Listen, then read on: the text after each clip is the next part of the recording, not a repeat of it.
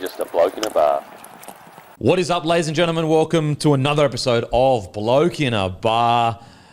Brought to you by Bloke Beer. Get in your local, grab a case of Bloke Beer. It is the beer of Australian sport. It's absolutely beautiful, and I tell you what, the weather is just getting better and better for a beer. So if you want to support the platform or you want to try a brand new beer, a brand new independently owned beer, Bloke Beer is the beer.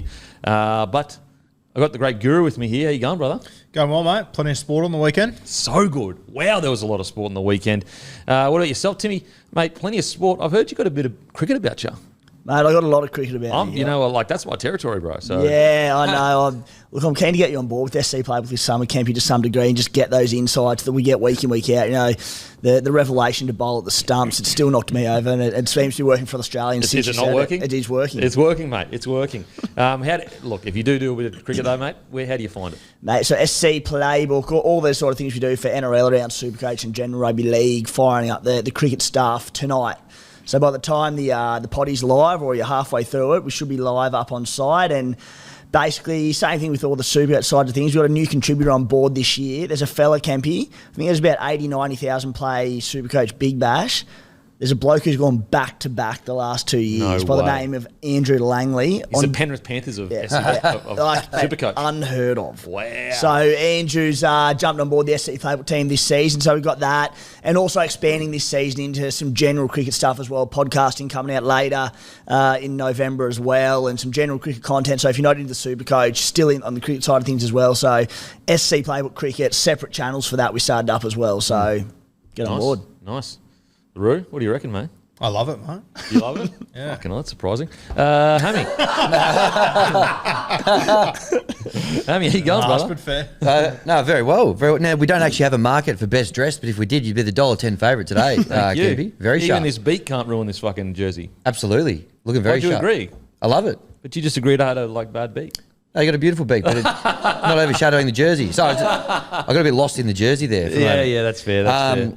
Now, I know you're a big cricket guy, Mr. Cricket. Yeah, we've spoken that's what they're calling me lately. We spoke about it at length last week, but I didn't realise how entrenched you were in Dutch cricket. Logan van Beek, one of your relatives. You kept that quiet. Hey, well, there's two things that happened on the weekend. So Tyson Fury was named after Mike Tyson. Yep. And Van Beek, was that his name? Yep. Was named after the beak. Yeah. And I tell you what, he's been listening to your advice because he took 4 for against Australia, bowling at the wickets. Bit of 4 for 70. Made a first ball blob with the bat, but let's not worry about that too much. 4 for 70. Bowling at the wickets. Look, not bad. He's not living up to his name. Yeah. I tell you what, he didn't earn his name. I had to break my nose fucking 3 or 4 times to earn this name. That bloke just fucking got named it. I was moulded by the fucking beak. This guy was just giving it. Like, it's like Bane and Batman. Very similar. Bane was moulded by the shadows. Fucking Batman just jumped in it. I'll tell you what, that day you, me and Matty were down at the cricket nets, that was some of the most unique bowling I've ever seen from you. Hey, they often call geniuses fucking crazy when they first see them, mate. Anyway, let's get straight into it, eh? Face the Music brought to you by Sportsbet, and that is right. I have a one of one Bloke Sportsbet jersey. Is it unbelievably toey stuff? Yes, it is. Look how good this is. Oh, my God. But let's get into it. Face the Music brought to you by Sportsbet. Absolute legends. If you're going to have a punt, you do it with Sportsbet. They're the best in the business. Make sure to gamble responsibly. Hammy, speak to us. How do we go, mate? It is toey stuff. I'm very toey over here with that jersey. Now, I'll tell you what, an interesting round of tipping for some people. Obviously, we didn't have a great deal to go with. We went with the Kiwis-Australia game, the PNG-Fiji game, and we got around Logan van Beek and the Netherlands boys against the Aussies in the cricket as well last week. Don't play the tape again, though. Now, everyone got the following tips correct. Everyone went Australia head-to-head in the Pacific Championship, and they also went Australia head-to-head in the cricket. So everyone's got 2. Wait, didn't someone go 13 plus? I did. And didn't you go 13 plus?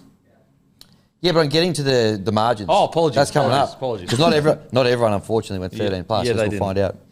You actually went Australia 13 plus in the cricket, which is correct because we ended up winning by 309. So potential bonus point there for you. Thank you. As well. Tell you what, the cricket whisperer. Yes. Mr. Cricket. Everyone got the following wrong though as well. We had the Rugby World Cup final. We all went All Blacks. We Anzac spirit. We harnessed the Anzac spirit. Yeah. I got no problems with that. I'll tell you what, the ref didn't harness the Anzac spirit, that's for sure. Absolutely no sense of occasion for the Anzac spirit from the ref. If he's watching, have a good hard Maybe think. the Anzac spirit scared him. Yeah. That's what I think. I think it might have. And thoughts and prayers with Guru as well. We had a bit of a futures bet on the All Blacks as well. So thinking of you during this difficult time as well. Yeah, that one hurt. Yeah. All right, but let's break it down play by play. So, Denon, your correct tips this week. You had Holmes anytime. Thank you. You had Johnson anytime. You had Australia 13 plus in the cricket. Thank you. You only had 1 to 12 in the rugby league though. So you missed out on a point there. And then you had the following ones wrong. Australia 1 to 12. You had Marnus top runs and Cummins top wickets. So those ones missed out. Yeah. Look, the boys just stepped aside for the other fellas to step through, so I'm okay with that, mate. You should have gone with Logan Van Beek. Should have followed him in. You would have cleaned up. Anyway, Look, I don't want to put the spotlight and put pressure on him. I love that. Love that from you. Guru, you had the following correct. You had Australia 13 plus in the league. Mm-hmm. You had Zampa, top wicket taker against the Netherlands, third, fourth in a row. And you're the only person who went Fiji. And you also, this is a bit of a coward one, you had Micah Sevo. But That's a coward bet. he ended up scoring 2. So. Geez, AJ was a good tip. Most prolific Mate, try scorer of all time. Yeah, How'd you come up with that one? Out of position, mate. Fucking, he's playing on the wing all year. We know That how actually different surprised fullback me. is. That was his. I think that was only his second try. Yeah, I from knew 9 that. games. See, I knew Of that, course you mate. did. Did you get on your $4 rugby league multi on the weekend? Oh, or this not? coming from Timmy the Tin Heart. I'll take it from the Roo, but I won't take it from Timmy the Tin Heart. He's backing $1.01 favourites every week. What else you got here, Guru? You went Hammer anytime, which didn't happen. Smudge top runs didn't happen. Matty, you had Australia 13 plus, which you got correct. You had Tui Kamikamitha, anytime try scorer as well. We're seeing him pretty well there. That's fucked. That is so fucked. 2 front row forwards. That's so fucked. What did you say about Matty performing when there's no punishment on the line? Hate Yeah. pressure. He's a flat track bully. Yeah. That's what he is. He's been the value hunter of the off-season, hasn't he? Don't give him that. Front row, left, right and He's centre. gone Jesus fish Christ. into Tui. Fish in a yeah, Tui. that is outstanding from Yeah. there. It's fucking office fucking person. That's pretty good going. Then you had Grant anytime try scorer, Warner top runs, Hazelwood top wickets. You lost a couple there. For myself, I had just the 2 Aussie head-to-head results this week. A little bit of a Down week. lean week for me. Okay. So is that why we cancelled the dancing? Yeah, I think we cancelled it just about the right time. I had Hammer to score. I had Australia 1 to 12. I had PNG. I had Buller.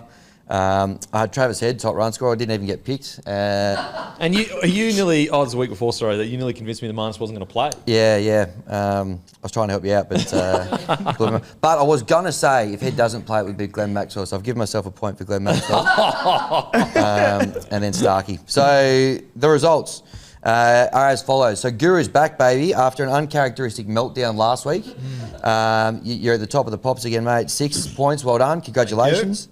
Denon and Matty, you both got 4 points, and I'm bringing up the tail this week on 3 points. So Okay, Timmy didn't do it. That's right. Timmy He was didn't do busy anything. gallivanting around the fucking. And I've actually got a bit of an interesting update. So last week we were talking about if a couple of us were to get in the ring, who would you fight? Yeah. And Matty called out Tobler. And I think I might have a fight for the undercard, the Matty and Tobler undercard. Yeah, okay. So last week after the show, I actually received a little bit of fan mail. Fan mail. Came into I was flicking through my fan mail and I came across this one from SC Playbook 1. Oh, wow. Came across my desk. And just judging by the tone here, I'm tipping there was a few Changs under the belt over in Bali over there. This one came through. Made to dance when a horse gets scratched one week. Tips the Caulfield Cup winner a month in advance. And no mention. You're a coward, Goodwin. And then I said, looks like Goodman Williams is going on the Bucks and Tobler undercard. And he's gone back with Hammy, inverted commas, without a fight, which is the horse who got scratched, Goodwin. And I had to correct him because he'd done it twice there. It's Goodman. So there is some bad blood. He's a little bit, if it's a bit tense on the set today, that's why. Oh, okay. Well, that's so. Last potty I was on a week or two ago, and I tipped about a month ago without a fight for the loyal punters out there to win, to come up big. Anyway, it gets scratched from the Turnbull Stakes about a month back. Off the back of that scratching, I had to dance because of old Goodman over here. Thank you. And then it comes out and wins the Caulfield Cup a month later. I tipped him about 5 weeks ago for punters, and he didn't even mention it. I'm like, we're all about holding people accountable here, and who's got to hold the ref accountable? Wow. No, and it's Kim Jong Goodman over here. We play by my rules. We play by my rules on Facing Music. Okay. Wow. All right. Okay. That's a good philosophical question. If I get him on the undercard, I'm going to make his nose look like ours for Kempy. Okay. That's good. Hey, that's an honour. Hammy Van Beek. Yeah, we'll have 3 beaks, and then we just need to get fucking. I was about to say I might have to call out Roasty on Fight Night. Oh, wow. Think of the Boys, pay-per-views on that. Super aggressive today. Super aggressive. Just relax, baby. It's all about love. It's all about love. Maybe it's a cuddle. Maybe a wrestle, but like a nice wrestle. Yeah. You know what that is? Nice wrestle kind of guy. Yeah, I can imagine. Yeah, no doubt. If Big, nice wrestle guy. Wasn't that the best? Mate. Chadwick, the great Chadwick. Oh. Have you seen that, Timmy? Yeah, I have. Oh, mate. Chicken skin guy broke me. It is so good, and I love obviously how he took it. But we know Chaddy would take it like that. It's fucking Chadwick, the strongest hairline in the game. He knows how to take a joke. Absolutely. Because he's been putting shit on fucking receding hairlines his whole life. If Roasty's unavailable, TPJ's looking for a fight as well. Oh, that is. Oh, well, now we got our tips for this. You want some this tips? week. Yep. Let's do it. So I'm thinking. I'll be in your corner, and the towel's going to mysteriously go missing. Yeah. We'll just go a little cheeky too for this week. We'll go the Pacific Championship final. Okay. We'll go head-to-head, a margin, and an anytime try scorer. And then we've got a bit of a break now for the cricket. You'll be relieved with that, Mr. Cricket. We've got to wait till Saturday when we got the Poms, the cellar dwellers. So I want to get your head-to-head result, which I know will probably all go Australia, and then your top run scorer, top wicket taker there as well. So we'll start with the footy. Who you got? Australia. Yep. 1 to 12. Australia 1 to 12, and anytime try scorer. Yeah, anytime try scorer. And I think that I'm going to go try scorer. Look, I love Cam Murray on the edge there. Jeez, he was looking. I mean, he was my man of the match, but we'll get to that. Yep. Cam Murray. Love it. What do you got? I'm going to go Australia 13 plus, and I'm going to go Liam Martin anytime try scorer. Yep. Timmy, welcome back. Got to be back, mate. Australia 1 to 12.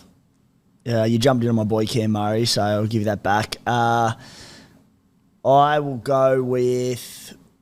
Boys, throwing a bit of value out there. Not bad from you. For once. No rush. No rush. You rattled me with Cam Murray. I'll go with Cam Munster. Is Munster good to go, or is he no good off the... No, he's good to go, I think. So he'll score his first try in about 6 months. And it'll be probably fucking length of the field. Yeah, Unbelievable try. mad. Yep. I will go Australia 13 plus and DCE. DCE. Very nice. Well, you go Lindsay Collins for sure. Yeah, coward. Yeah. Well, I'm going to go Kangaroos 13 plus. I was going to go Murray, but can't be doing that to get his 7th in a row, 7 games in a row. I'll go with Hammer. No one's taken Hammer yet. Okay. I'll take him. Cricket, Mr. Cricket, you got the new ball here. Who you got? Yep. Mate, just reckon Paddy Cummins is going to take a few wickets. Yep. And, mate, that Marnus guy can bat. You can. Well, you can. He held his spot too, surprisingly. So Marnus in for a big one, mate. Okay. Yeah. I'm going to double down 13 plus Australia. Zampa. Zampa for me, wickets, and I'm going to go Davey Warner, run scorer. Yep. Yeah, I'm all in on Zampa again as well. Junk time wickets for him, and I'm going Travie head to back up his ton and go big again. Yep. Because it's against England, I reckon it's going to be Captain Cummins because of the whole Bairstow thing. He's gonna want to prove a point, so he'll get the runs. That's what I thought. And Smith, because he just pounds England for a living, will get the runs, and Australia will pump him. Yep. Love the confidence there. Very, very aggressive, which I love like. the confidence of Cummins to get the runs. Yeah. Listen back. That's what I heard. Cummins top run scorer. Check the tapes. Aussies to win, head top run scorer. Starkey just tees off against England generally in World Cups as well. Yeah, I don't like that take. Yeah? Yeah, I don't see it. And you can't bet on this, but I reckon Johnny Bairstow will get run out by a wicketkeeper again. Josh Inglis, double down. That would be... Could that be the greatest moment in the sport? Yeah, that would be literally any sport worldwide that nothing would top that if Josh Inglis runs him out at the strikers end. How good would that be? Public holiday on Monday if that happens. Oh, man. Yeah. Wasn't that like... I don't know. I mean... I don't know anything about cricket. Like, obviously, I really do. But seeing Bairstow's run partner get done, Yeah. like, it's just especially after the quotes from the book got released, where he's still being a crying little baby. Yeah. It's like, bro, have you not seen the footage of you doing it yourself? Like, what is going on in that? Do you know? Do they have like a ban for Barstow where all the players are like, don't show him the video, don't show him the video of Yeah. him doing it. Yeah. Pretend he didn't do it. What the hell? Unbelievable. If there's a whinging World Cup, they'd be the $1.20 favourites. Oh, my Easily. God. I can't believe what I'm seeing, but I can't wait. It's so good to see. I know we'll talk cricket later, but they're stuck on the bottom. The price just keeps coming in for that stay bottom of the comp market, but I'm absolutely what a great start to the week again. We've been blessed with another one. Monday morning, they've showed themselves again. If we can towel them up, they're on track to finish behind Bangladesh, Netherlands, and Afghanistan. Yeah. Which is just Real toey stuff. poetry. Extremely. I'm already toe enough with that jersey in here. Yeah. And you throw England on top of that, it's a very toey show. Yeah. Very toey show. Alrighty, that's Space and Music brought to you by Sportsbet. Absolute legends over at Sportsbet for partnering with Bloke. If you're going to have a punt, you deal with Sportsbet. Hammy, what are the Hammy's, what's it called again? The Hammy, bingo. Hammy bingo. Oh, the bingos? Yeah. When's that They're coming? flying. They're flying? They're absolutely flying. Do you want to talk about that in cricket or do you want to, I can do it now. We've got a couple of We'll get to it in cricket. Yeah. But get on the Hammy bingos. When will they be up? Hammy bingo. It's going up today. I've already put my requests in, and I've got to say, with the bowling bingo, that's to take 2 or more wickets bingo, which I'll explain in more detail later. 2 of the last 3 of them have got up at 450. So get on Hammy's bingo. You're welcome. Yeah. And it's on the main page too, correct? Main page. We discussed the prime real estate the other week. It is straight below the head-to-head market. Yeah, So Hammy's bingo. get So involved. make sure to get on it. Yep. Gamble responsibly. You win some, but you lose more, guys. Now, biggest news in Australia at the moment. Eddie Jones has quit the Australian coaching role. Who could have seen that coming? What a really disappointing... It's a dark day for Australian Rugby Union. You could argue it's one of the darkest days for Australian Rugby Union, and not Australian Rugby Union as a community's fault. It's the leadership's fault that we are in a situation where the game was on its knees financially, participation, viewership. Couldn't even get a deal with free-to-air TV. Eddie Jones comes in, takes a 5-year deal? Reportedly to be worth about $1 million a year. Yep. So the game's on its knees. He gets $1 million a year, comes in, makes these sweeping changes, and refuses to even see it through. If you're going to make all those changes for a World Cup with the youth coming in, at least have the integrity to see through the big changes that you made. Then, after resigning and quitting, comes out and says basically no money, no direction. So all of a sudden there's no money and no direction. Why didn't you have that same opinion when you got offered $1 million a year? Where was the no money, no direction then? Seems to me like a bloke used Australia as a stepping stone. Look, I don't know much about union. This is just outside looking in from all the information we can get. And always be happy to put my hand up and say I got it wrong. Seems to me like a bloke that used Australia Rugby Union when it's on its knees, maybe even worse, as a stepping stone to a more secure, better job. I think it's disgraceful, to be honest, the way he's carried himself. I think it's disgraceful the way he came out and singled out some of our older Wallaby players. And it's a sad day for rugby union. And also, let's not, again, outside looking in, but as a leaguey, let's not distract this from the fact that it's not all about Eddie Jones. What about the people that put him in power and have brought the game to this point? I don't even watch rugby union much at all, but it's still a crucial part of our country. I still remember growing up watching rugby union, and that they were the when it comes to rugby, as in rugby league and union, the Wallaby side was the pinnacle of it. To see how far it's fallen, and then to see someone come in and do this to the game, it's disgraceful in my opinion. Yeah, it's just been a shit show from start to finish, hasn't it? And you're right, like I'm the same. I remember when I was a kid, and especially that 2003 World Cup, like that was like Olympics like. Mate, we lost some of our best players at the peak of their game to the Wallaby squad.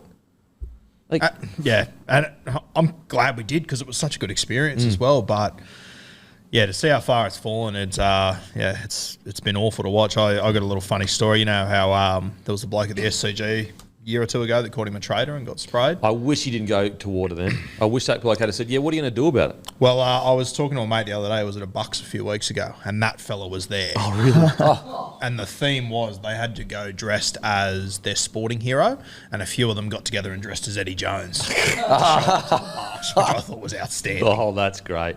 Man, I wish that guy didn't be like, I wish he'd have gone, yeah, I think you're a traitor, bro. What are you going to do about it, man? Nothing. Yeah, he had her in reverse pretty quickly, Yeah. unfortunately. Let's get those guys on the Fight Night undercard. Yeah, absolutely. I tell you what, though, talk about calling it before it all happened. Yeah. Yeah. You know, he called it years ago. Timmy, what do you reckon, mate? Yeah, a bit like yourselves, boys. I don't sort of follow the union too closely these days. Things ramp up around a Rugby World Cup for obvious reasons with Wallabies. But much like yourselves, I remember growing up, like, loving watching Rugby Union, and the 03 World Cup was a pinnacle. But I remember there was a British and Irish Lions series. I think it was just before maybe that 03 World Cup. Might have been just after, but it was bonkers how big the hype around the whole thing was, the whole series. And nowadays, I struggle to watch it. And you know, as a rugby league fan, diehard, you know, where you're in direct competition with rugby union, I sit here and go, good in that sense, because rugby league's thriving. In a national sense, and seeing an Australian national team go downhill like they have, it's bloody heartbreaking. And, you know, with whether Eddie Jones at fault, as I said, everything that's come out, it looks horrible for him. Maybe it is. Just to see it go down that hill. And I was speaking with Hammy before the show, and it's as much about Eddie Jones, but the blokes who put him in that position in the first place and gave him that opportunity, like, I think there's going to be probably a few heads rolled across the board, isn't there? Oh, surely. And the fact that he's come out and said, basically implied, like, hopefully this is the catalyst for change. That's easy to say when, look, it's probably, paying $1.01 that he's going to sign with Japan and be the head coach there.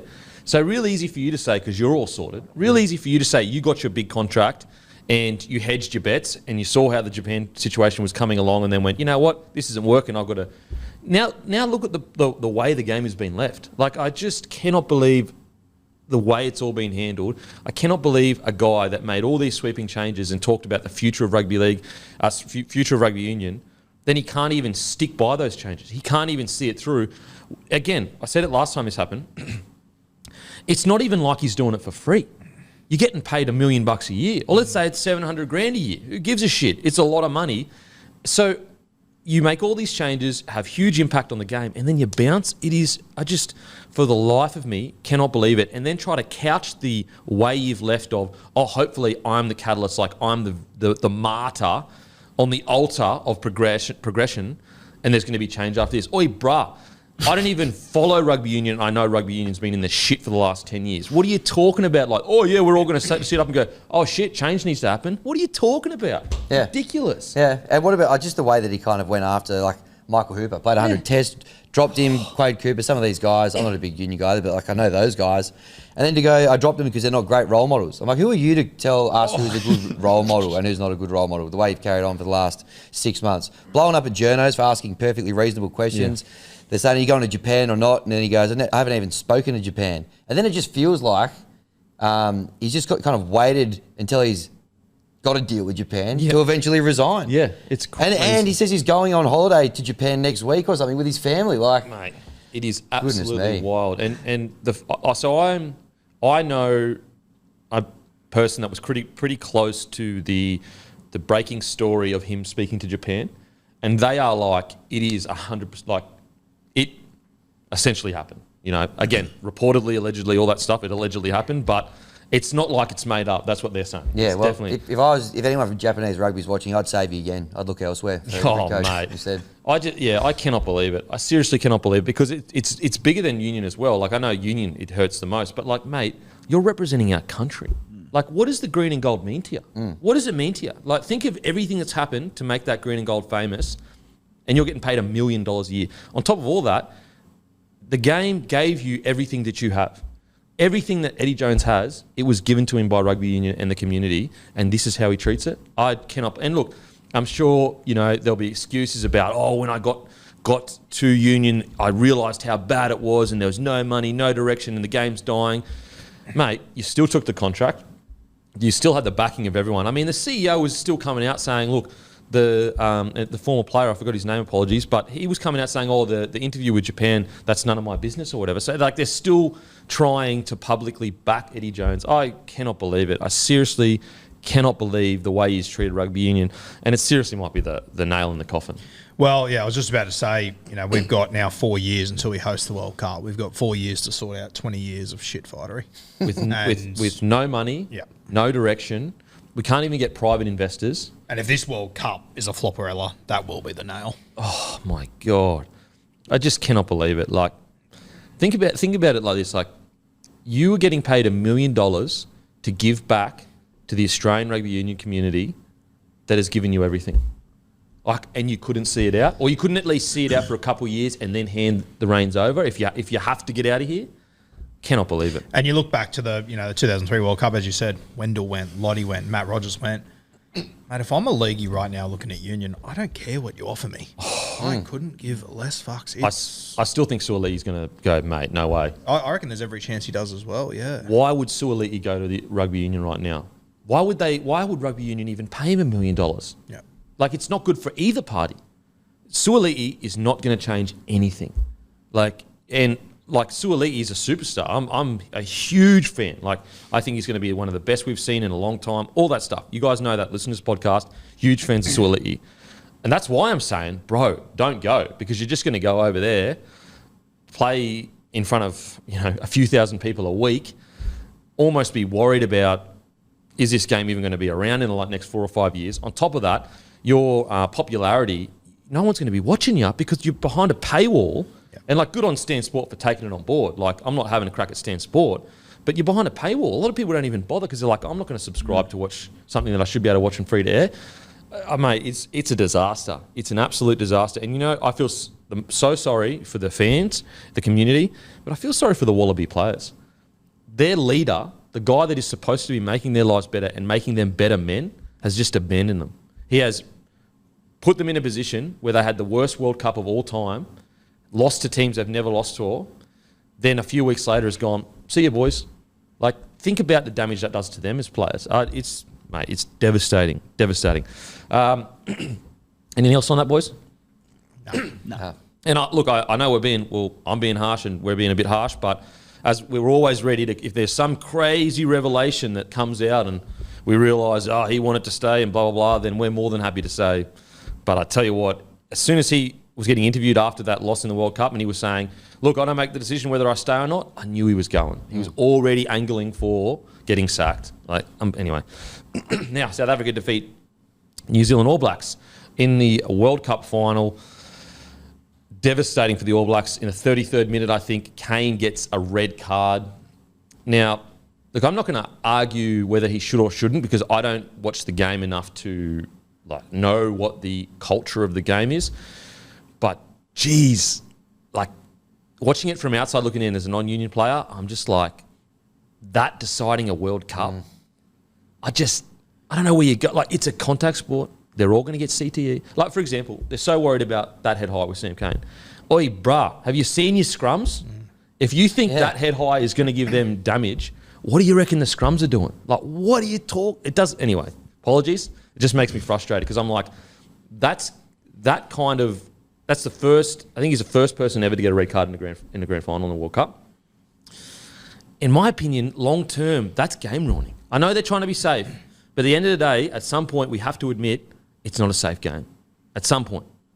Yeah, I think the only counter argument, and I agree with you, but I think the counter argument is, compared to our game, and I think it is something the Union does better than us, their consistency with calls and everything. With that sort of stuff, I find is whenever I'm sitting with rugby union fans and that happens, something like that happens, they know exactly what's going to happen every single time. Oh, see, I've read the opposite, that it's inconsistent, that other people get hit in the head, they get a yellow card instead of a red card. That's been my experience, and I think it is, and I think that's a harsh penalty 100%, but I think this is a decision that Union made a long time ago. There's harsh penalties. And if it happens, you're going to go. And I think it has had from what I've heard, it has a somewhat positive effect on it happening less and less. And I look at rugby union, and it's one thing that shits me about league, the amount of players that are running up screaming at referees in rugby league. You don't see it in union because if you do it, you're going to get sent from the field.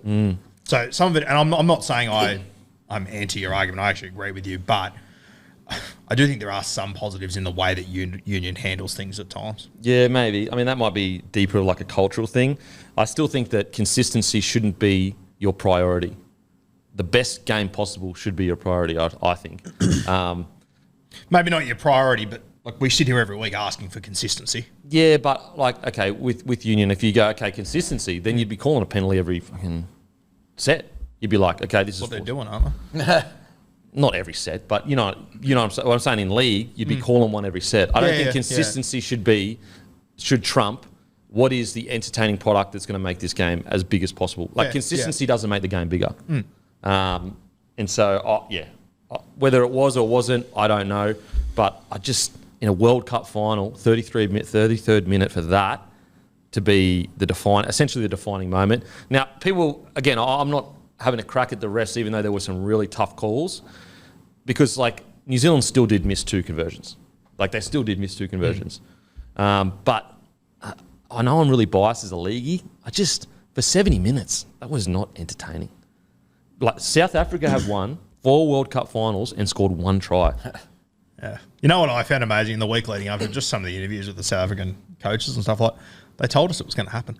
Oh, And they're just, I don't think it's entertaining either, but it does amaze me just how different it is to league. Like, imagine if we hyped up the grand final in the week leading up to it, being like, it's not going to be try scored. We're not going to It's score. going to be a defensive effort to see who comes out on top. Like, you have a look at South Africa, the way they picked their squad, they picked a team to suit the way that they wanted to play against New Zealand, which was, we're going to get penalties, we're going to kick goals. Yeah, we're just going to defend so much, wait for a penalty and kick goals. Yeah.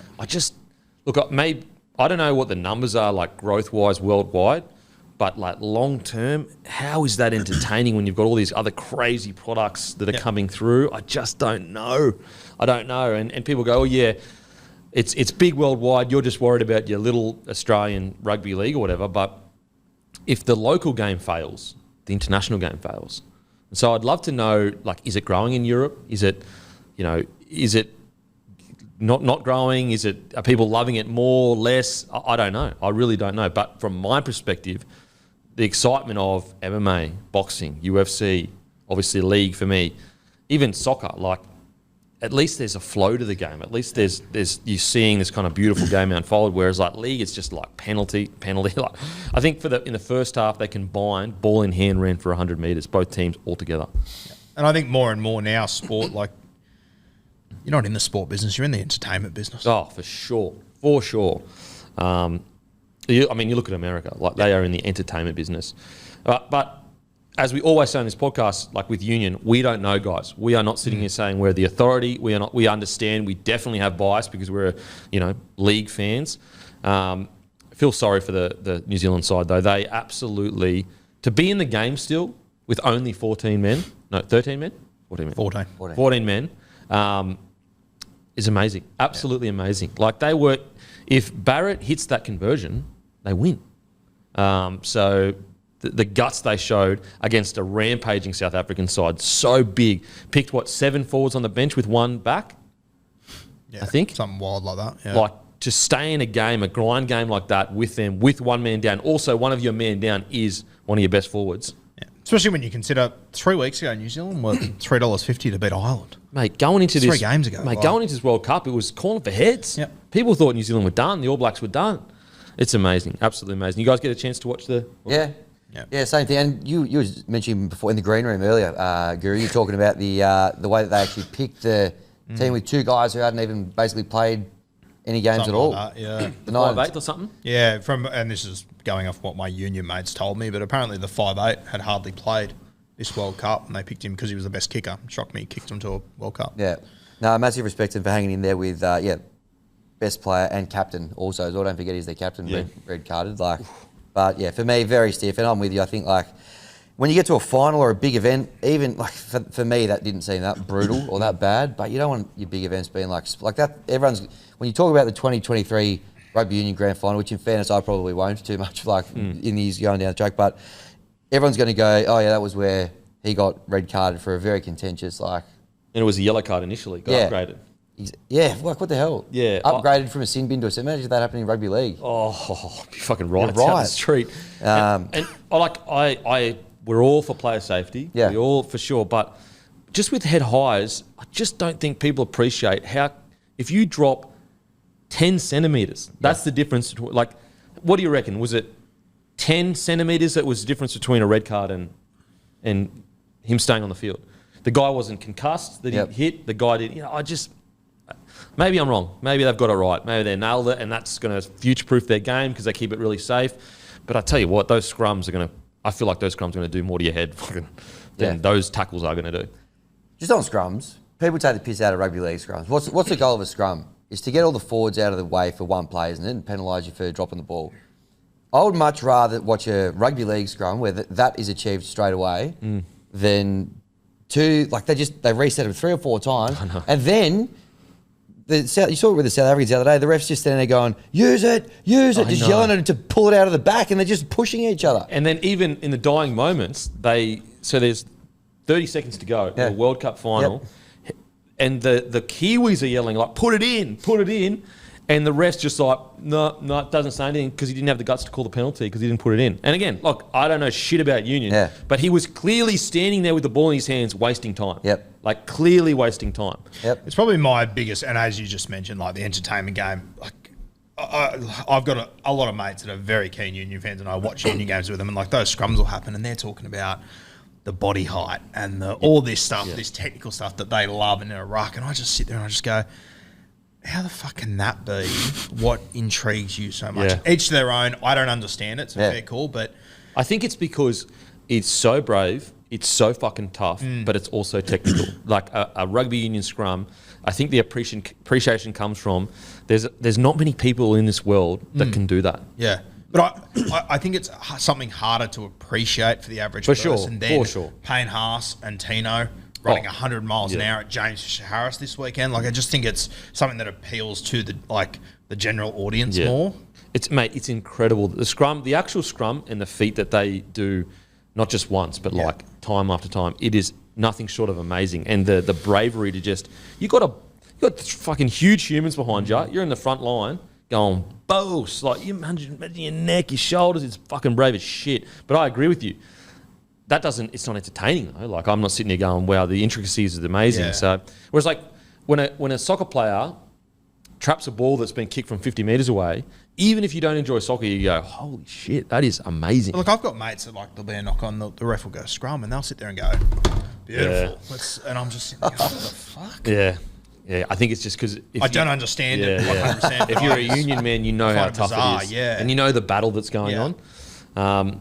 But yeah, look, mate, we're probably all wrong, and union's growing massively in the world or whatever. But yeah, outside looking in, I'm just like, got to the 70th minute, then I was like on the edge of my seat kind of stuff. But before that, I was just like, this is like, what's going on? And I remember the 2003 World Cup. Like I was a kid, I didn't miss a game for the Wallabies. So I didn't even watch rugby. Still remember putting 100 on Namibia. Yeah. Matty Rogers scoring on the post. I still remember Johnny Wilkinson kicking our World Cup dreams to death. He was so good, Johnny Wilkinson. Cursed Namibians. And they haven't got, you know what? They got pumped 96-0 or something, so that's their punishment for wasting that 100 I saw a thing with Matt Rogers the other day that was saying in that World Cup, if Wilkinson missed that field goal, he was called offside anyway, so it would have been a penalty. Oh, thank God. Missed it. Yeah. Thank God he nailed it then for Matty. Yeah, thank fuck. Yeah. Off his wrong foot, as you do. Oh, mate. He's kicking. But yeah, anyway, as I said, we don't know, guys. We just we couldn't even call us casual rugby union fans. Just watch it when it comes on the TV. Anything else on the World Cup? That's it from me. No.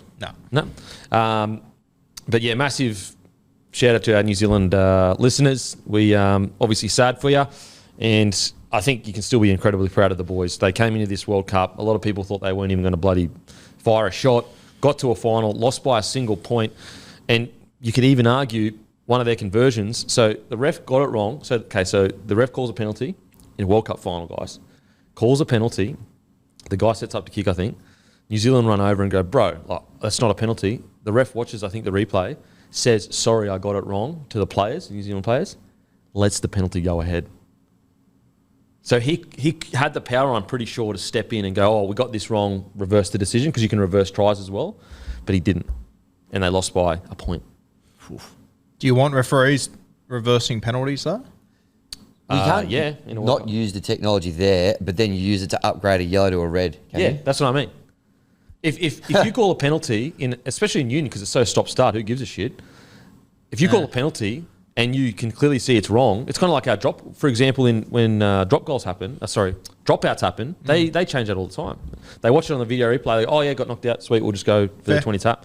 Mate, if you can clearly see a penalty's not a penalty, and you're saying sorry, got it wrong to the player, you should be like, boop, not a penalty. Anyway. Tyson Fury defeats Francis Ngannou. Did any of you boys get a chance to watch this? Allegedly defeats him, yep. Yeah. I did watch that. Reportedly. Yeah. That's what they're saying. I just want to say quickly, first of all, what Francis Ngannou did to go split decision against Tyson Fury is unbelievable. But Francis Ngannou's story is, I believe, one of, if not the greatest sportsman story in the history of sportsman stories. Now, we're going to put a link in the show notes on YouTube, Apple, Spotify, of a YouTube documentary that tells you this guy's story. I'm telling you right now, you'll be watching it with your mouth ajar going, am I watching? This is too crazy to be true. So Francis Ngannou, his story is amazing. And the fact that he came to become heavyweight champion of the world, UFC, goes over in his pro boxing debut, takes Fury to a split decision, who a lot of people think, Ngannou won, is like, it's a miracle. It's a genuine miracle. It is. I cannot express to you enough how insane it is for a guy in his first boxing match. I mean, a lot of people a few years ago had Tyson Fury as one of their greatest of all time. He's ducked Usyk a little bit. Well, allegedly ducked Usyk, so people kind of eased up on that. But Ngannou, I couldn't believe, technically some of his stuff wasn't that clean. I couldn't believe the fact that there was period. I mean, he dropped him in the third round. He dropped the heavyweight champion of the world in the third round in his first. That is a lot of people think, okay, because he does MMA, that's like essentially the same thing. It's not even close. Like, boxing punches are way heavier and way more accurate and way more slick than MMA fighters. Like, it's not even close. We like going from NRL to AFL. Mate, it's 100%. Oh yeah, they run the ball in their hand in NRL, they do it in AFL. It is seriously unbelievable what Ngannou did. So in the show notes, please watch this documentary, guys. You will not be disappointed. It's, I believe, the greatest sporting story that I've ever, one of that I've ever seen. It's not very often someone tells you they've got the greatest story and it lives up to that. But the one you told us this morning was pretty close. Yeah, and I don't want to spoiler alert it. I don't want to spoil you. Watch the YouTube. Told the boys just a brief version of it. It is like mind-blowing stuff. What do you think of the fight? I'll be watching. The amount of international travel alone, very impressive, let alone all the other adversity thrown in there. I'm surprised you get frequent flyer points. Yeah. Just the amount of visas and things. Anyway, go check it out. It'll be in the show notes. I'm looking forward to it. The fight, as you said, dropped him in the third, all over him again in the eighth. Yep. I was like, he might even stop here. And then all the commentators and stuff at the end, they're like, all right, Fury's going to have to go for it here in the last round. He's going to have to go for a knockout, otherwise he can't win. And then it just looks like Fury put the cue in the rack. He was just like dancing around him, like, especially that last minute, he was like, hardly threw a punch. So I was thinking about this on the way here. I mean, I'm not going to come here on your podcast, Campy, and suggest that a panel of boxing judges assembled by Saudi oil barons might have been a little bit contentious, but it smelt a bit fishy when the results came out at the end of all that. Well, and I'm a big Tyson Fury fan. I love him. I've read his book, and I buy, especially his last fights, like last couple of years, I always watch him, but like far out. I think I couldn't believe that he got the win here. And for context of like, why would that happen? And I'm with you. I would never sit on this podcast and assume there's any corruption in boxing. Wouldn't dream. But there's supposed to be Fury versus Usyk. It was supposed to be in December. Yep. But probably, and this is a mega fight. We're talking, this will be a mega fight, hundreds of millions of dollars made. If Fury loses to Ngannou, that fight doesn't go ahead. Yep. But in saying that, when you look at it, you go, well, hang on a sec. If Ngannou beats Fury, what's the rematch going to make? Yeah. So, short-sighted. Just I don't know if you've seen the photos today that were doing the rounds on social media of them, like different face. I mean, holy heck, he looked like he got absolutely flogged, and Ngannou looks like he could jump straight back in there and go again today. Look, I think Ngannou won it. Yep. But I don't think it's a robbery, like in the sense that like it wasn't even close. Like it was a close fight because Tyson Fury made it a close fight by not really engaging and just staying on the outside and not risking much. But yeah, like there was no way Ngannou's winning that on points. Like when you consider what's the boxing world and the money that, because like, again, for context, guys, Fury had reportedly already signed a contract with Usyk to fight him in however many months. Now, the date hadn't been locked in, but the contract to fight has been signed. Fury's come out since and said, we will be fighting, but it won't be in December, it'll be next year. I personally think I think the warrior fire is no longer there. Yeah. I think that he's done his dash, he's achieved greatness. That Fury we saw yesterday is not the same Fury that we saw against Deontay Wilder, in my opinion. Yep. Even talking after the fight, Tyson Fury's usually like this, and Yeah. maybe it's a good thing that he's like this because it'd be hell living with a person that's up and down, and he's talked about his mental health battles all the time. But even after the fight, he was really just flat like that, Yeah. which is not a bad thing. But if you're a boxer, you can't really afford to just be like, you need to have that fire and that tenacity. And I think Fury's got one more big fight in him, and then I think he should quit because he just doesn't look like the same monster. Even in the lead up, he go back and watch. And he was dealing with a lot of mental health stuff, but go back and watch his lead up with oh my god, the first guy he beat that was a world champ for ages, Russian. Klitschko. Sorry? Klitschko. Yeah. Go back and watch that. Or go back in the lead up for Deontay Wilder. Yeah. Then go back. And I know he respected Ngannou and all that. I get all that. But it was just, the energy was just more subdued, which is probably a good thing for his mental space because he doesn't want to be up and down all the time. But yeah, I think the Warrior fire is, he's always going to be a warrior, but I think it's just dimmed a little bit. You know who was taking the tough carry on the energy at those press conferences was John Fury, his dad.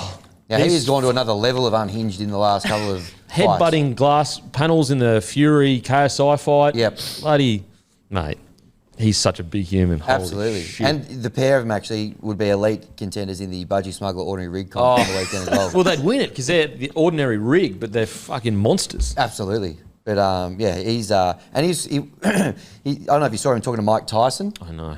like basically calling Mike Tyson out for a Tyson's fight. like laughing, going, bruh, what are you doing? Yeah. Yeah. But anyway, Ngannou, I don't even want to see him in MMA anymore. He signed with the PFL, which is like a competitive UFC, but obviously nowhere near as big. I don't want to see him in MMA. I just want to see him boxing Wilder. I want to see him boxing Joshua. Like, keep him in boxing. Yeah. Boys, anything to add? Personal question for you. Yeah. What would you have as your top 3 favourite sports? It always amazes me how passionate you are about MMA, boxing, cricket, obviously, league. one of them. Cricket Yeah. right up there with the best of them. Cricket, live and breathe. I walked past Kempy in the hallway this morning. He was checking out the Man United Man City highlights. So Yeah. soccer could be up there. You know what I soccer, of do? course. I often walk around and I just go, Nice high top elbow. just that's what I usually do. Just Lefty walk around. Kempy. Well, not really, but Just cricket. I'm trying to ambidextrous. I'm Yeah. trying to be able to hit both ways. Yeah. So maybe that's why. Does that explain to you what I am? Cricket? Yeah, I'd say so. Yeah. Okay. Just cricket. No. It would be league, a good boxing fight, Yeah.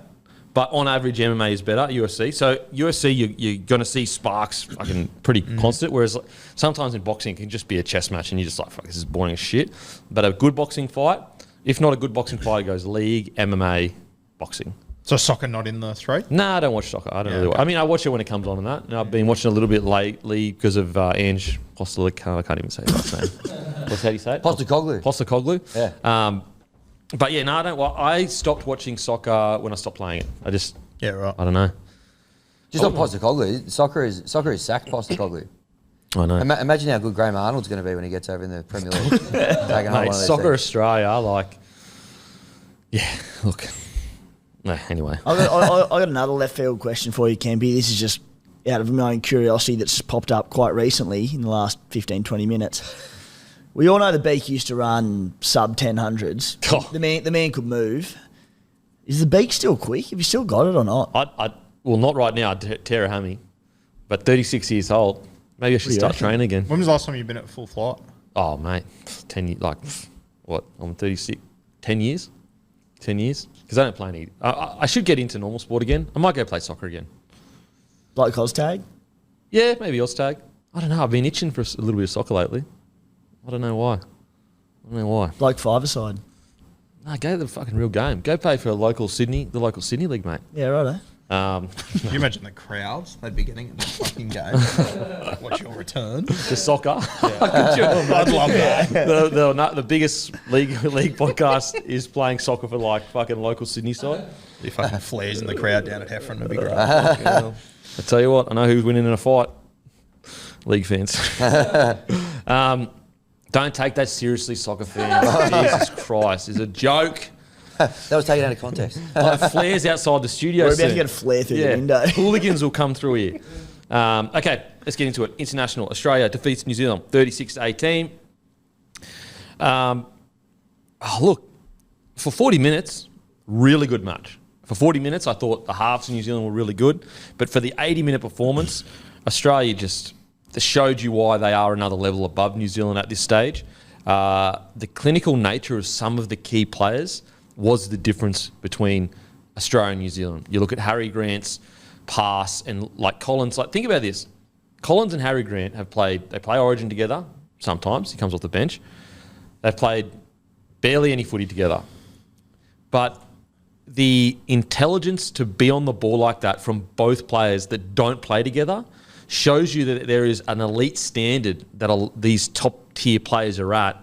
They don't even need to play together. They just know that there's this elite standard they all need to meet. That ball to Collins to score, just heads-up footy like that, that's a mixture of skill, intelligence, mental toughness, fitness, everything you want to see in a footy field. Then you go and you look at a guy like Cam Murray, who I personally thought was man of the match. That outball he started hitting with Hines, this is cream of the crop stuff. And for it to gel as quickly as... I mean, Hines comes on the field. In 10 minutes, he's hitting outballs and unders balls, and we're getting quick play the balls and scoring tries. Hamiso, one-on-one against Manu. Are you kidding me? Are you kidding me? Like, did anyone see Hamiso be able to come in and lock Manu down? Now, I could have seen a battle that went back and forth, but not Hamiso locking him down one-on-one. Now, you could argue that there was once or twice where Manu got the ball passed to his winger, but that's not really a one-on-one beat. That's usually the inside man is jammed in and someone else hasn't. Like, this Australian side, I would love to know how Mal Meninga coaches, because he makes decisions that I don't necessarily agree with, and they don't even really work that well sometimes. But then you look at the scoreline and you're like, for example, perfect example, Dylan Edwards gets picked, gets put on the wing. A lot of people are like, what the hell? I mean, I personally, I didn't mind it, but a lot of people were like, what the hell? And it's kind of worked. Like, he has ran a fair few metres, but he's also made some really basic errors. But would you say it's been a bad decision? It hasn't been a bad decision. Bringing Hines, putting him on the bench. A lot of people are going, Hines? Like, wouldn't you just bring in another... Why'd you bring in Hines when you can... All that kind of stuff. And then he comes on and he does that. Like, Mal Meninga's ability to make certain things that aren't really by the script, like, I don't want to bring it up, but how many times in Queensland did a player get selected and you go, what the fuck is going on? That guy should not be playing Origin. Comes out to Origin and kills it. And we look at this Australian side and he locks Murray in on that edge. Now Murray looks like he's been playing edge for all year. I thought Australia were outstanding. New Zealand were good, but very disappointing in that second 40. Gave me PTSD at one point when they flashed up to Mal Meninga, and guess who was sitting fucking next to him? Michael Hagan again. Just gave me flashbacks to those 8 years of seeing that fucking coaching room up there with those two sitting there. Mate, you mentioned already, but I just thought Hamiso was off his head. The job that he did on Joey Manu, and there was one play that stood out for me, and obviously the try that he set up where Joey Manu didn't get a hand on him, but there was another play in that game where Manu got the ball and Hamiso was on the back foot. He corkscrewed him. So at one point, Hamiso showed his number to Joey Manu. That is the worst position to be in as a defender. I've never seen a guy look more comfortable with his back to the defensive line. He was not panicked in the slightest and still managed to make the tackle on Joey Manu.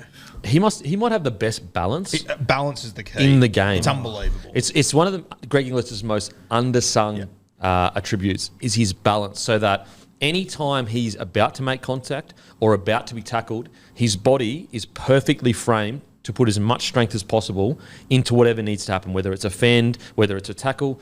Hamiso's balance, like to get the ball with Joey Manu, immediately, not the normal overs line, which is usually, diagonal forward. He goes, I can feel Manu already here.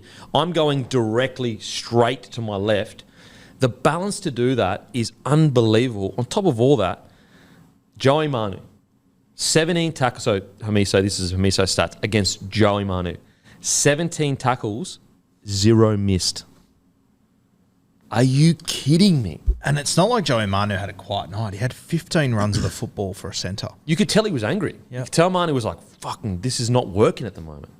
Oh, mate, Hamiso is seriously like,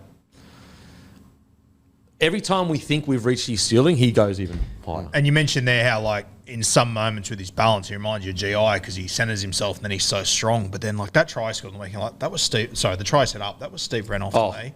Just catching it and going from essentially standing still to top pace in a split second. Yeah. Unbelievable. Oh, mate, that was a thing of beauty, and you're right. That was Steve Renouf. I don't know whether they invented the out ball, but it used to be called an out ball, the Broncos, where, you'd hit them on that overs line. He'd be without the ball. And Renouf would already be 2 metres to your left or right and almost run directly. But the interesting thing about Hamiso is he caught it, then he went out. So it was purely his decision to go, all right, I've got no time here, so I am blown away by him. It was one of the all-time great moves he put on there. It's like it wasn't even the throw line. He didn't touch him. Joey Manu literally did not touch him. And he was squared up with him one-on-one. Yeah. And you mentioned Kemba, like every time we think he sort of hit his ceiling or thereabouts, he goes to another level. I don't think we're even close to the bloke's ceiling. I think he's got so far to go. This is a bloke who's just swapped between wing, centre, fullback, young in his career, and he's beginning to get to that point where he realises how much better he is than everyone on the field. Not everyone on the field, but how much better he can be. And with his speed, and you mentioned these things, balance, how good he is defensively, I think you're trying to get into his head now to go like, no, I'm not like just make up a number here and being a solid NRL player and a solid test and origin player. He goes, I can be the best player potentially in the world. Yeah. He's a freak. And we mentioned before how, that move kind of looked like Steve Renouf. The other thing that always shocked me with Steve Renouf, he was one of the fast guys on the field, but he always ran as fast as he needed to. Yeah, I know. And not any faster. Yep. I feel like Hamiso's exactly the same. Like, I would go as far to say, Hamiso is so talented, if he doesn't win a Dally M, he hasn't fulfilled his potential. Like, that's how good of a player I think he is. And in the next 10 years, if he hasn't won a Dally M, I'll be shocked. Now, take aside the system and, is he in a team that gets spread around or whatever. But that's how good I think he is. That's how good I think he is. He's a huge smoky next year. Yeah. Because you mentioned, the faults of the system and whatnot. He's at a Dolphin side without a lot of stars where if Hammer hits, he's already hit his potential. He's a freak. But as a star fullback for that side, if they make a run to the 8 and put some wins together, he could be racking up points for them. He's 22. Yeah. 22. If he has another game like he's had in these last 2 to start the series, do you reckon he's in the conversation for the Golden Boot? I think he'd be the favourite right now. Yeah. Yeah, you know what? And that award's a bit whacked how they do it. But as far as Origins and Internationals, I think he's been top 3 best on the field in every single rep game this year. And it's what's crazy is, you think about his big moments. Like, go against Samoa, that incredible try. Then you go, he was the guy that gassed in that game 1 against New South Wales. That's essentially, that's a play that won the series. If that play doesn't happen, New South Wales win game 1, game 3 probably. Or maybe, we don't know. But even Freddie Fittler said, do you have any regrets? And Freddie Fittler was like, game 1. Game 1, we really should have won that match. Man, he is so 22 years old. Think about when he has 4 or 5 more years of ball playing. The thought of the next 10 years, potentially the rest, of Hammer, KP and Walsh. KP obviously a little bit older. But it's just being superstars of our game. 2 of those blokes can't get picked at number 1 for their own state. Like Hammer, there's been enough good early signs of him at fullback and his ball playing. He's got a long way to go, but it'll come, I think. Those 3 headlining our game for the next 10 years. Isn't it great too when you look back in hindsight and we're all guilty of it? Geez, Dolphins, they don't have a marquee player. Wayne's sitting there going, stick your marquee player up your ass. Yeah. I had the marquee world player. Oh, mate. None of you had any idea. Because think outside of maybe Paddy Carrigan, you could actually, there's probably a couple others, but he's probably been the most consistent. I mean, that's why he'd win Golden Boot. But in every single huge game, Queensland, Australia, he has been in the top 3 players most likely. Without a doubt. And so you're just sitting there going, at 22 years old, playing out of position, being in the top 3 players, what can this kid do? Yeah. Imagine in January if we sat and had a conversation that said in 10 months' time, the favourites for the Golden Boot would be Hammer and Lindsay Collins. Yeah, so true. I mean, this is a guy who couldn't get a start. And look, rightly so, they had their set up at the Cowboys or whatever. But to think a guy like that was sitting on a bench or not even getting a start. And this isn't silly Cowboys. You totally understandable. We've got Scotty Drinkwater twice in the Dally M top 5. You're not going to change that around. But, geez, it shows you that, certain players just need an opportunity at certain clubs to just bring the best out of them. And isn't it just no shock whatsoever? Steve Renouf's come up for me 3 times. Who got the absolute best out of Steve Renouf? Yeah. Wayne Bennett, 30 years ago.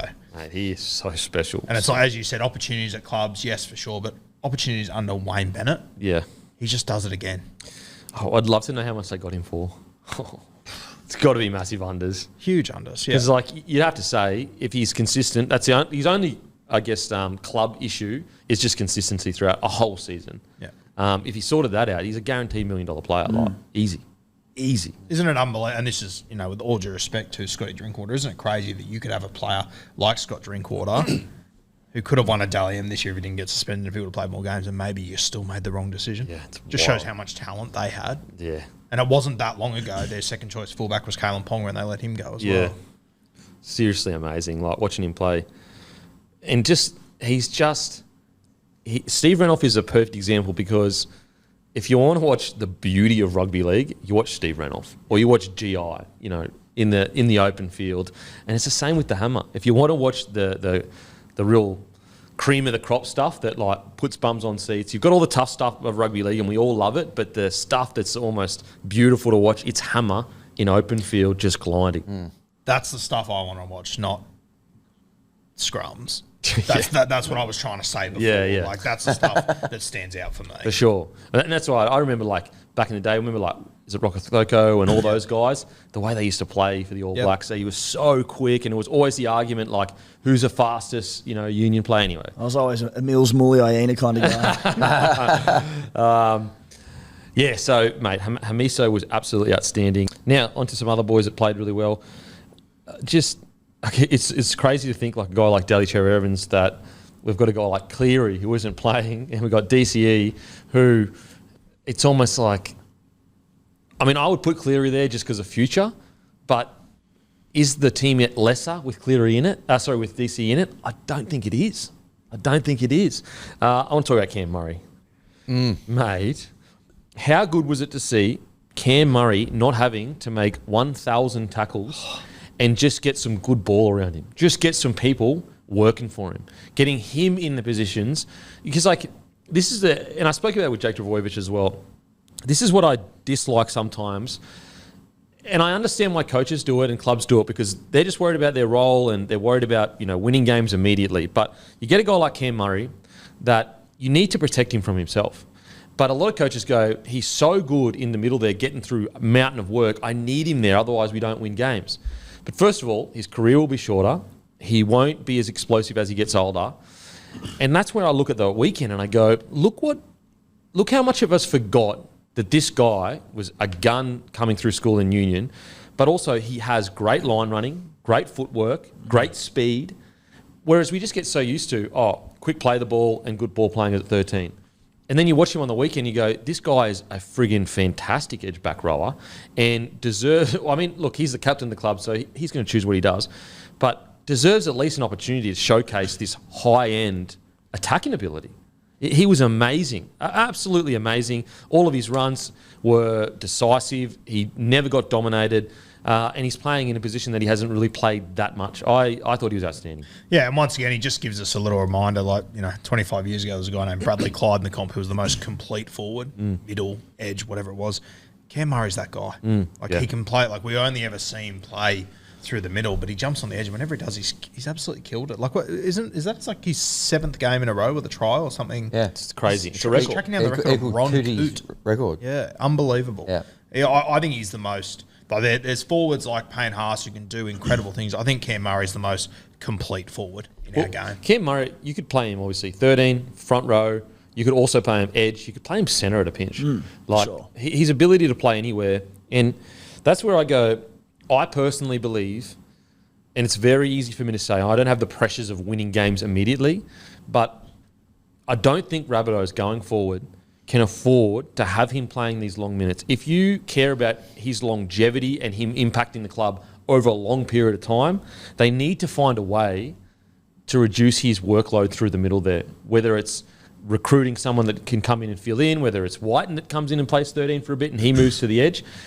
Because on the weekend, I just think, you can't have him doing all the shit work. Get someone else to do shit work that does have such an upside in attack. That's a spot we didn't talk about for Jack Whiten last week. Did you see that as a potential?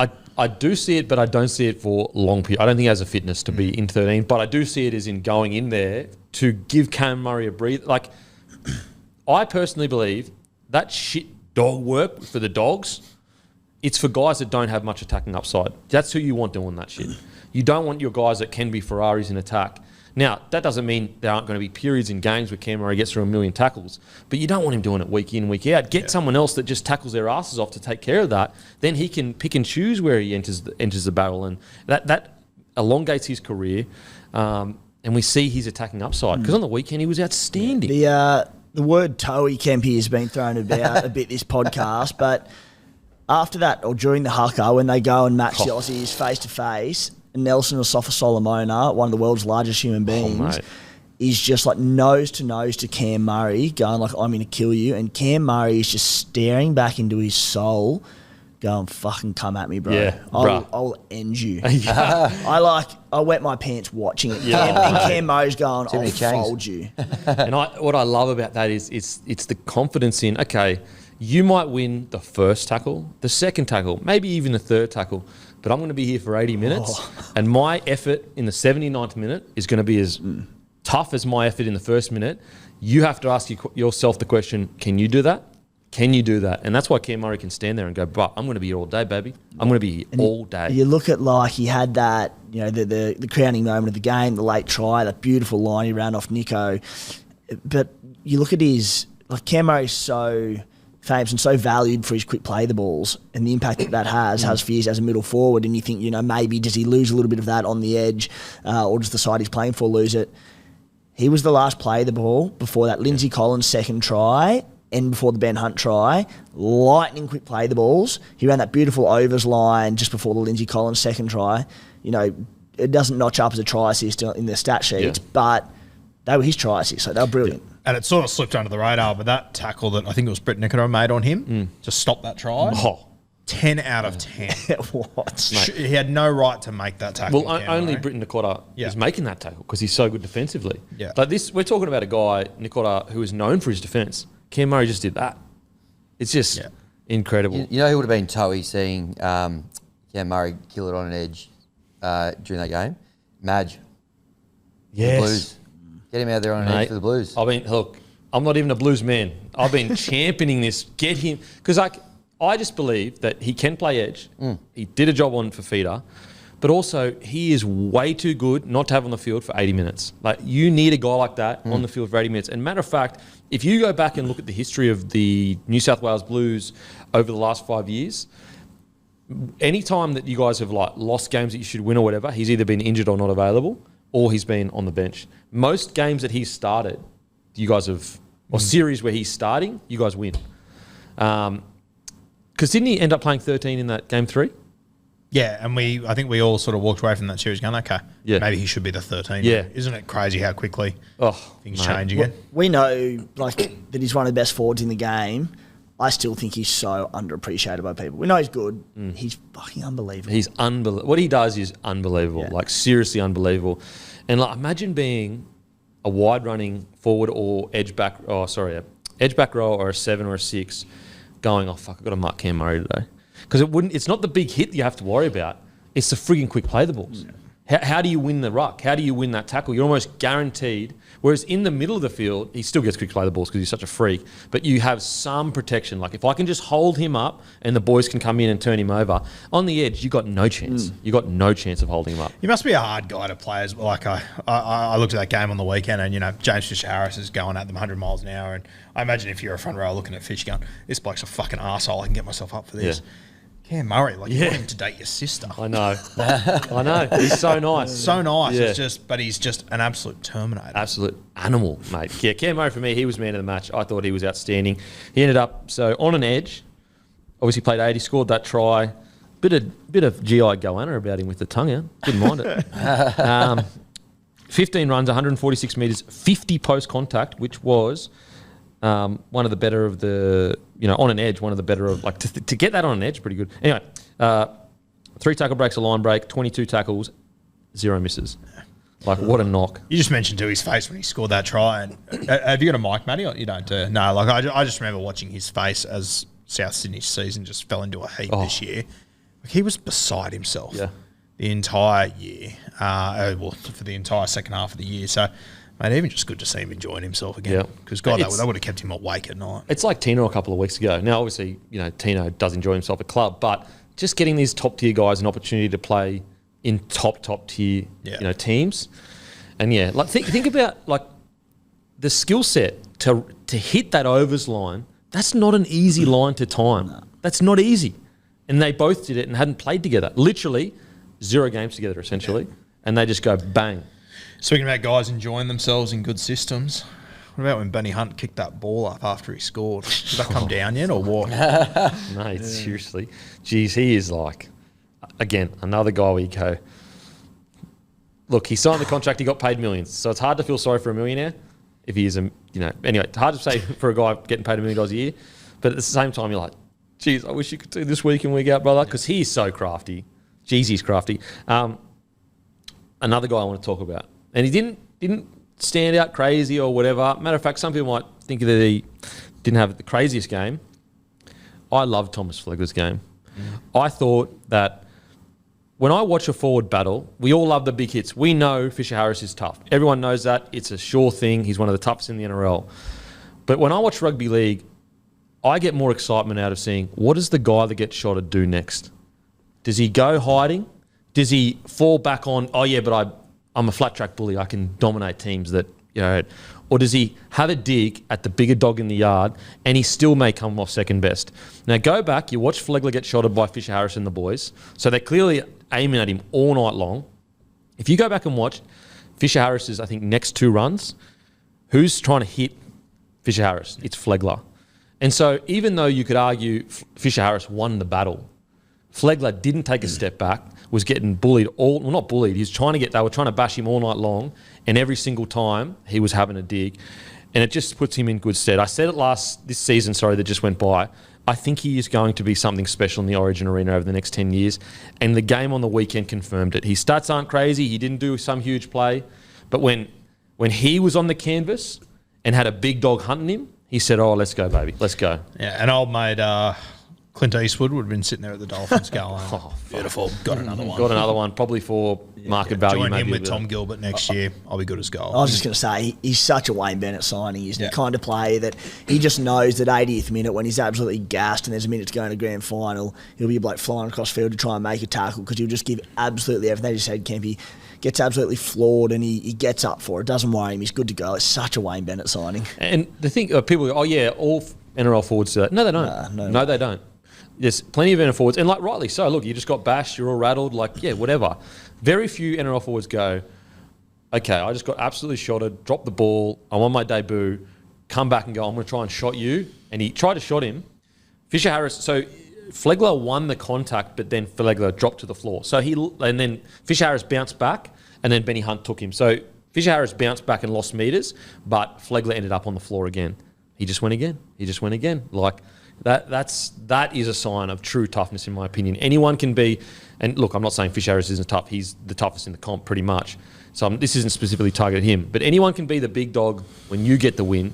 How do you react when you get the loss? How do you react when you're on the canvas? And Flegler proved it on the weekend. And I was thinking about it after that, just watching Fisher Harris in that game. Like, as far as most intimidating guys in rugby league, mate, he is skyrocketing up that list of all-timers for me. I reckon he's a guy, and we've said it time and time again, you put him against all the old great forwards, front rowers that were scary, and he goes toe-to-toe with every single one of them, in my opinion. Toe-to-toe with. I don't think there's a single forward of the past, front rower, that wouldn't walk off the field and say, I don't respect that bloke. What about that head clash he had with Joe Tuck, mate? Mate. They would have retired. Good thing they weren't playing rugby union. They would have both been red carded. Oh, shit. They would have called the game off. Yeah, they said, mate, that's violent. Somebody kick a penalty goal or we're done. I'll take a scrum. But after that, when the trainer was talking to him, you could tell the trainer was talking about going off and he was just like, what do you mean? Mate. Me? Just where he already had the head tape on and then he went to touch it again and he was like, he'd done it again. Yeah. And he'd already bled through one jersey and they had to go and change him again. Mate, Crazy. he is a beast. Yeah. He truly typifies the Māori warrior spirit. He's a guy, if I'm on my little canoe and I'm rolling in, I've just discovered New Zealand, and he's standing there like a fucking warrior, I'm going, oh, U-turn, baby. U-turn. I'm going to go find somewhere else. Thank you very much. What about just before, after their haka, when they approached the kangaroos, the camera was, I saw some social media content, and he gives a little grin, and then he just goes, and he flips into that warrior mode, yeah. and it was fucking terrifying. Mate, it's crazy. He would be riding through villages, pillaging my Xbox. Take my friggin' Xbox, maybe my PlayStation. Come on, bruh. You can take the food, you can take the resources. Don't take the bloody PlayStation. Now, some other players that played really well. When Harry Grant came on, are you serious? Seriously, is it a joke? He must give forward packs absolute nightmares where they just go, it doesn't matter what happens. This guy is going to constantly keep me on my toes and I can't get up and shot him. There was a moment in that game where there was a tackle and he was at dummy half, and the kangaroo got put on his back. So they'd lost the tackle. It was slow, and you could see Harry was bumping on his toes behind the play of the ball. It was a slow play of the ball. They lost all momentum, and he scooted. He got the markers offside. I know. And got a penalty for Ran it. straight at him. It was the slowest play of the ball of all time, but just the way he just made them panic straight away. Yeah. Yeah. I think it was Nelson. He just went boom straight back into him. Nelson tackled him. 6 again. Insane. Yeah. Mate, he is just so silky smooth. And just that, just to reiterate that try assist that he had. Champagne. That seed. Yeah. To the seed gobbler himself. Cracked over with it. That was glorious. It's like, this is my 1,000th seed for the day. Give it here. I love seeds. I don't know what to do with this. Give it here. Bang. Try number 2. Yeah, that was so good. Because that 15 minutes where he came on just before halftime just totally just took it to another gear. Yeah. Yeah. And it really showed you how much New Zealand missed a genuine hooker. Top tier. That can go tit for tat, and it would have been so good for. I would love to have seen Cheese versus Grant. Just going at each other. It's talking about that pass he threw to Lindsay Collins. Like, I forget who the first player was that he faced ball, but when it went past the first player, I went, "Fuck, Harry." I thought he got it wrong. Yeah, he just knew what he was doing the entire time. Just hit the space. Yeah, and he knew fucking Avocado Man was flying through. Scary thing with Harry as well is that his running game's outstanding. He's got good awareness. But, his game management is still got a bit of a ways to go. It's very good, don't get me wrong. Yeah. But, there's still so much improvement left in him, which is terrifying. I assume he's probably doing work with Cam Smith. Is he Storm number 9? Or Me too. You'd hope so. You too. Yeah, I'm down there too. Just like, Harry, fucking pass the ball off the deck, mate. Hands follow the ball, mate. That's what I tell him. Hands follow the ball. Wherever you want the ball to go, that's where your hands should end up, mate. That's what I tell him. Really good advice, and it looks like he's taken it on board. So, yeah, I mean, look. Cricket whisperer, footy whisperer, whatever you want, baby. Harry Grant. We're talking about Cam Murray about protecting them and making sure they have the best career possible. Harry Grant's a perfect example. Don't have that bloke playing 80 minutes. I'm sure he wants to play 80. We know he can get through 80. Is he going to have the best career, and is he going to impact the club as much as he can by playing 80 minutes every single week? He might initially. Is he going to do it for 10 years? I don't know. I don't know if that's possible. And it's the same with Cam Murray. It's what you need right now, but is there a way you can recruit where you get someone in to do the tough stuff, and then you bring in the Cam Murray attack or the Harry Grant attack? Yeah, the more I think about the Melbourne Storm, the more I think they need to find a Chris Randall.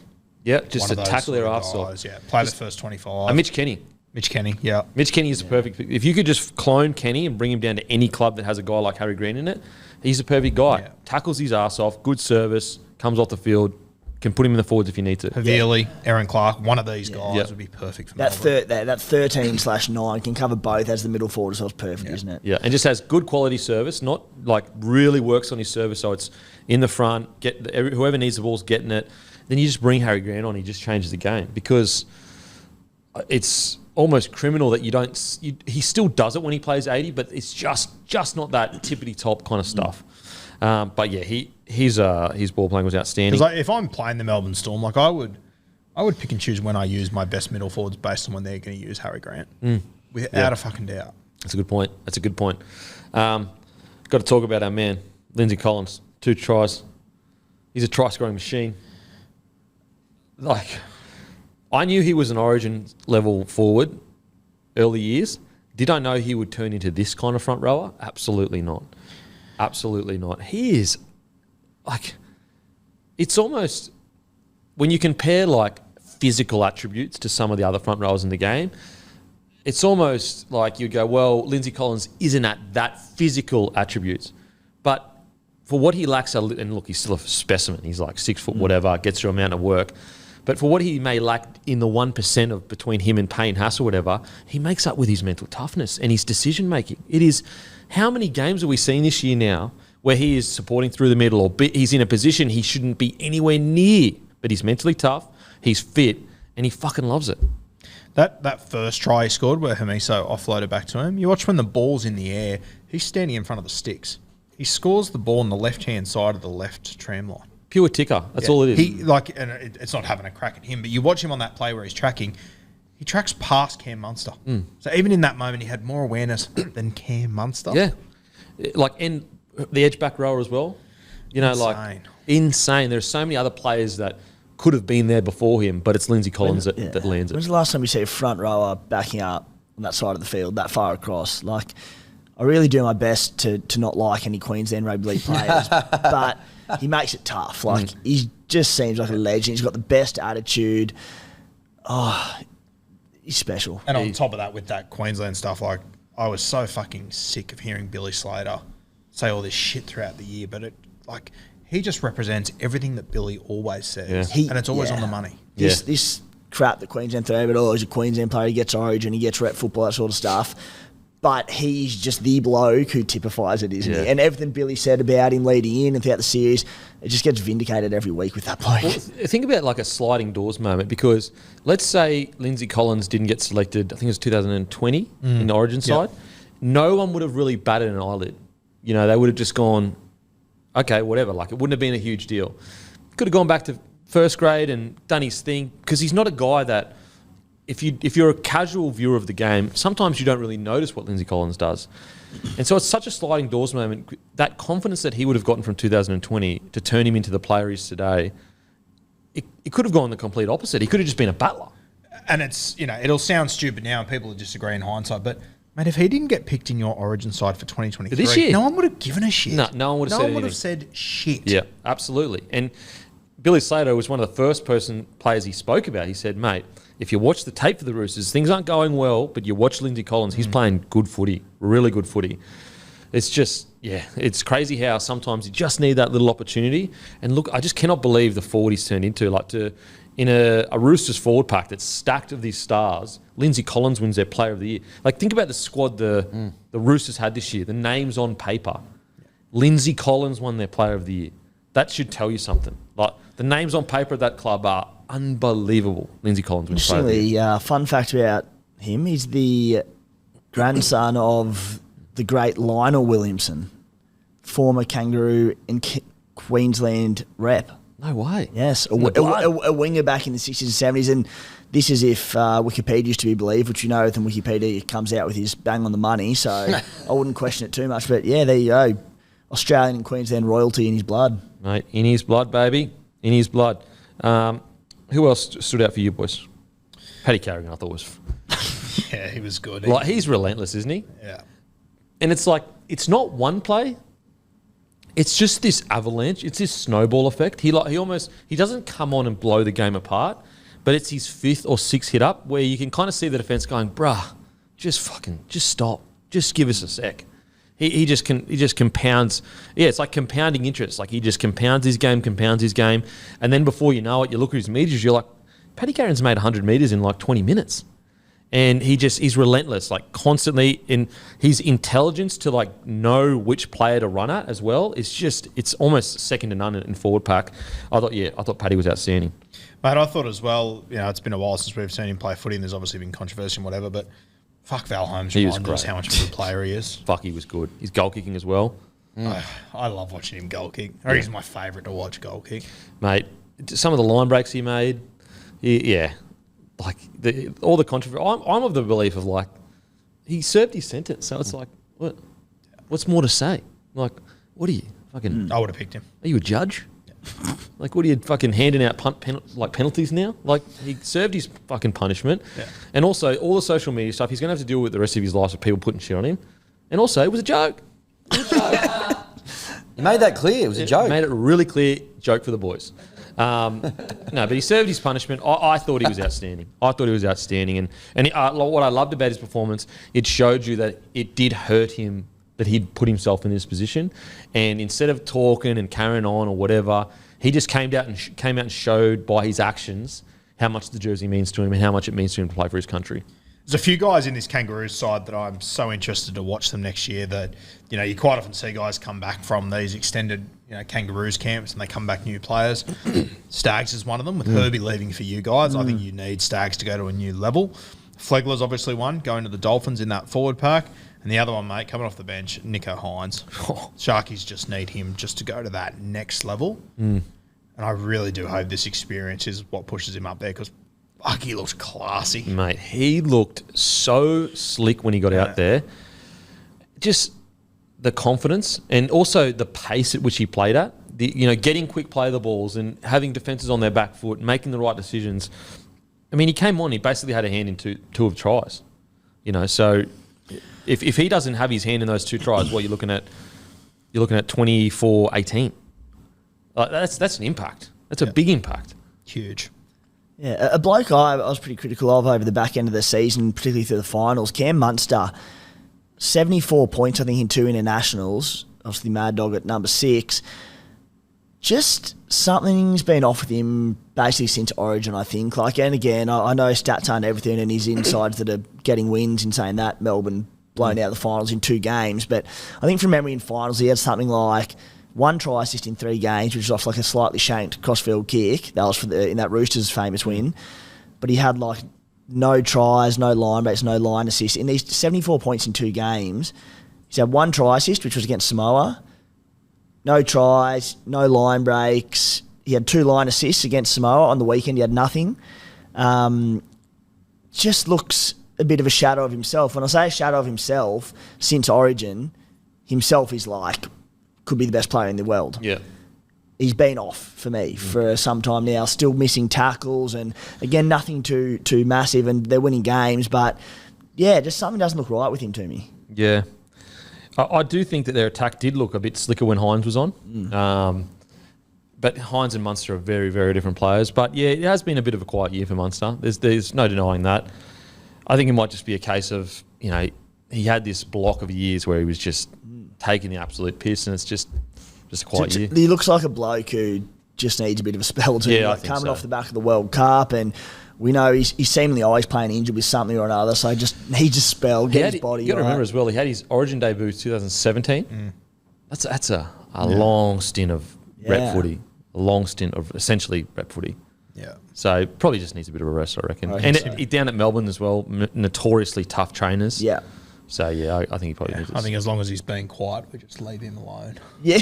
Well, The T-Rex what you I don't do want to is make eye say nothing. contact with. Yeah. Don't get me wrong, he'll come out and score 4 tries in the final on the weekend and that, but I still think he's playing his role well, though, for the side. I think he's just allowing DC to do what he needs to do. And But, yeah, I think it's been a bit of a quiet year.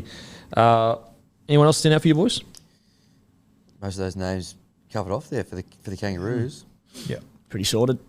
Teddy, I thought, only 21 runs, which was good. Allowed the game to kind of just played his role pretty well. Once or twice there were overcalls. I was like, I'm not sure, but I thought he played his role really well, and he's just doing his job. Like you got to respect Teddy for that because all this pressure coming into the Pacific Games Championship, very easy for him to go, I need to prove everyone wrong. I need to prove everyone wrong. It needs to be about me.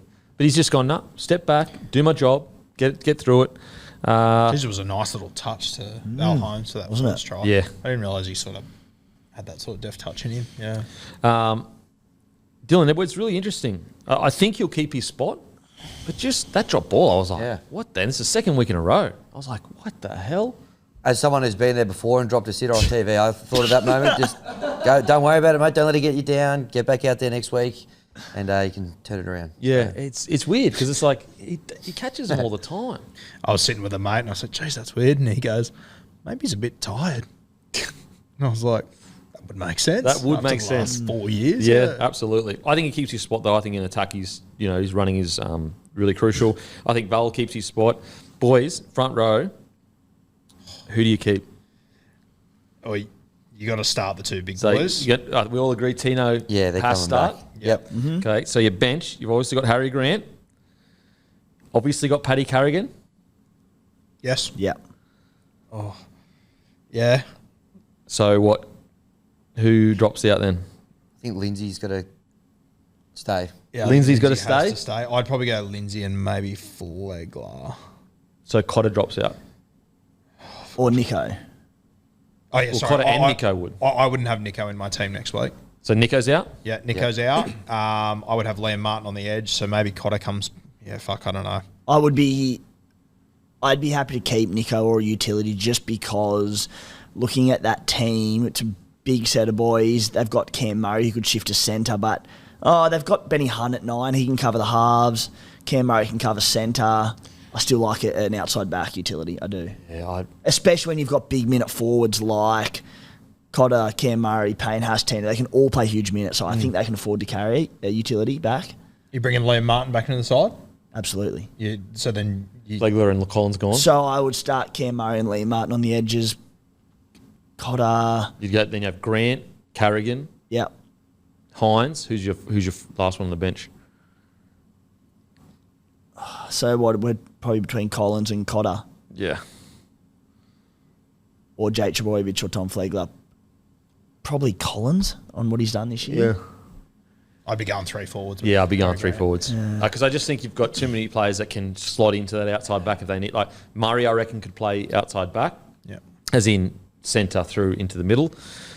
He can go centre, and then you could put Hammer on the wing if they need to cover wing. You got Hammer Holmes as well that can play yeah, centre. Hammer can also. That's true. Hammer and Val can both go to fullback. You know, Edwards if can go to Cam Murray was fullback. to cover centre. Yeah. So yeah, you've convinced me.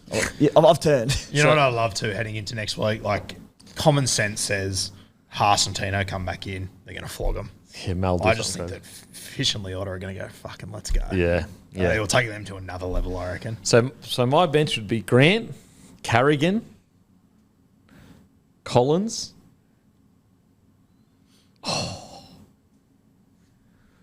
You can pick a New South Wales player if you want. Grant, Carrigan, Collins.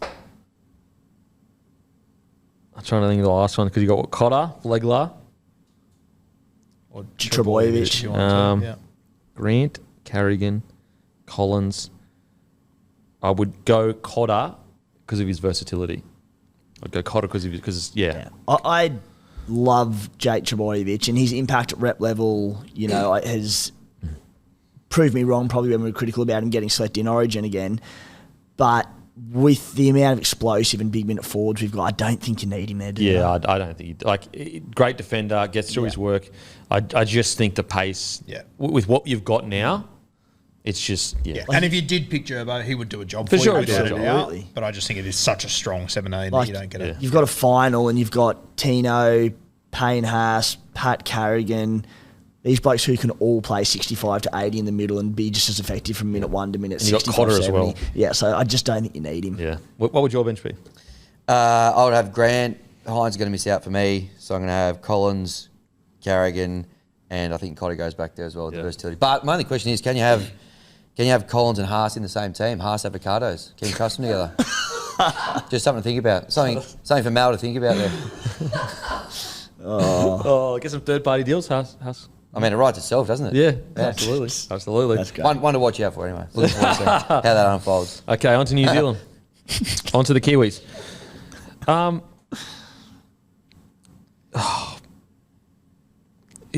Look, it's hard to talk about because although I did think Fish Harris had a good game, it was actually Tarpane that got all their meters. I thought Tarpane was outstanding. I just think that as a whole, they played pretty well. But in that second half, just their direction and their key players not really going, okay, boys, get on me back. This is where we're going. I just think that Hughes, he might be used to Munster doing that. Brown might be used to Moses doing that. and they might have been looking at each other, and obviously they don't have a 9 that's normal 9. Then you've got Chance at the back, who, you know, you could argue lucky to be there. Not because he didn't play well, but you could put Joey there, blah, blah, blah. I would have Chance at the back, but he's not a key top-tier player. And so I kind of felt like, it's like that Spider-Man meme where they're all pointing at each other. It's like, going, you're doing it. You're going to do it. Yeah. You're going to do it. When it really had to be Hughes. It had to be Hughes. Now, Brown could have, you know, got in the game more, but Hughes is the main guy. He's the most experienced guy. He's the 7 at the club, has all the weapons to really take the game by the scruff of the neck. And I just thought in that second half, it showed you that although Hughes is one of the best 7s in the comp, he's still a couple of years away from getting that experience. What's his 3rd year of 7 in first grade? Came through as a fullback, 3rd or 4th year. Yep. Still a couple of years away from identifying that in a game and going, oh, it's me that needs to make the call and get us where we need to get some points on the board.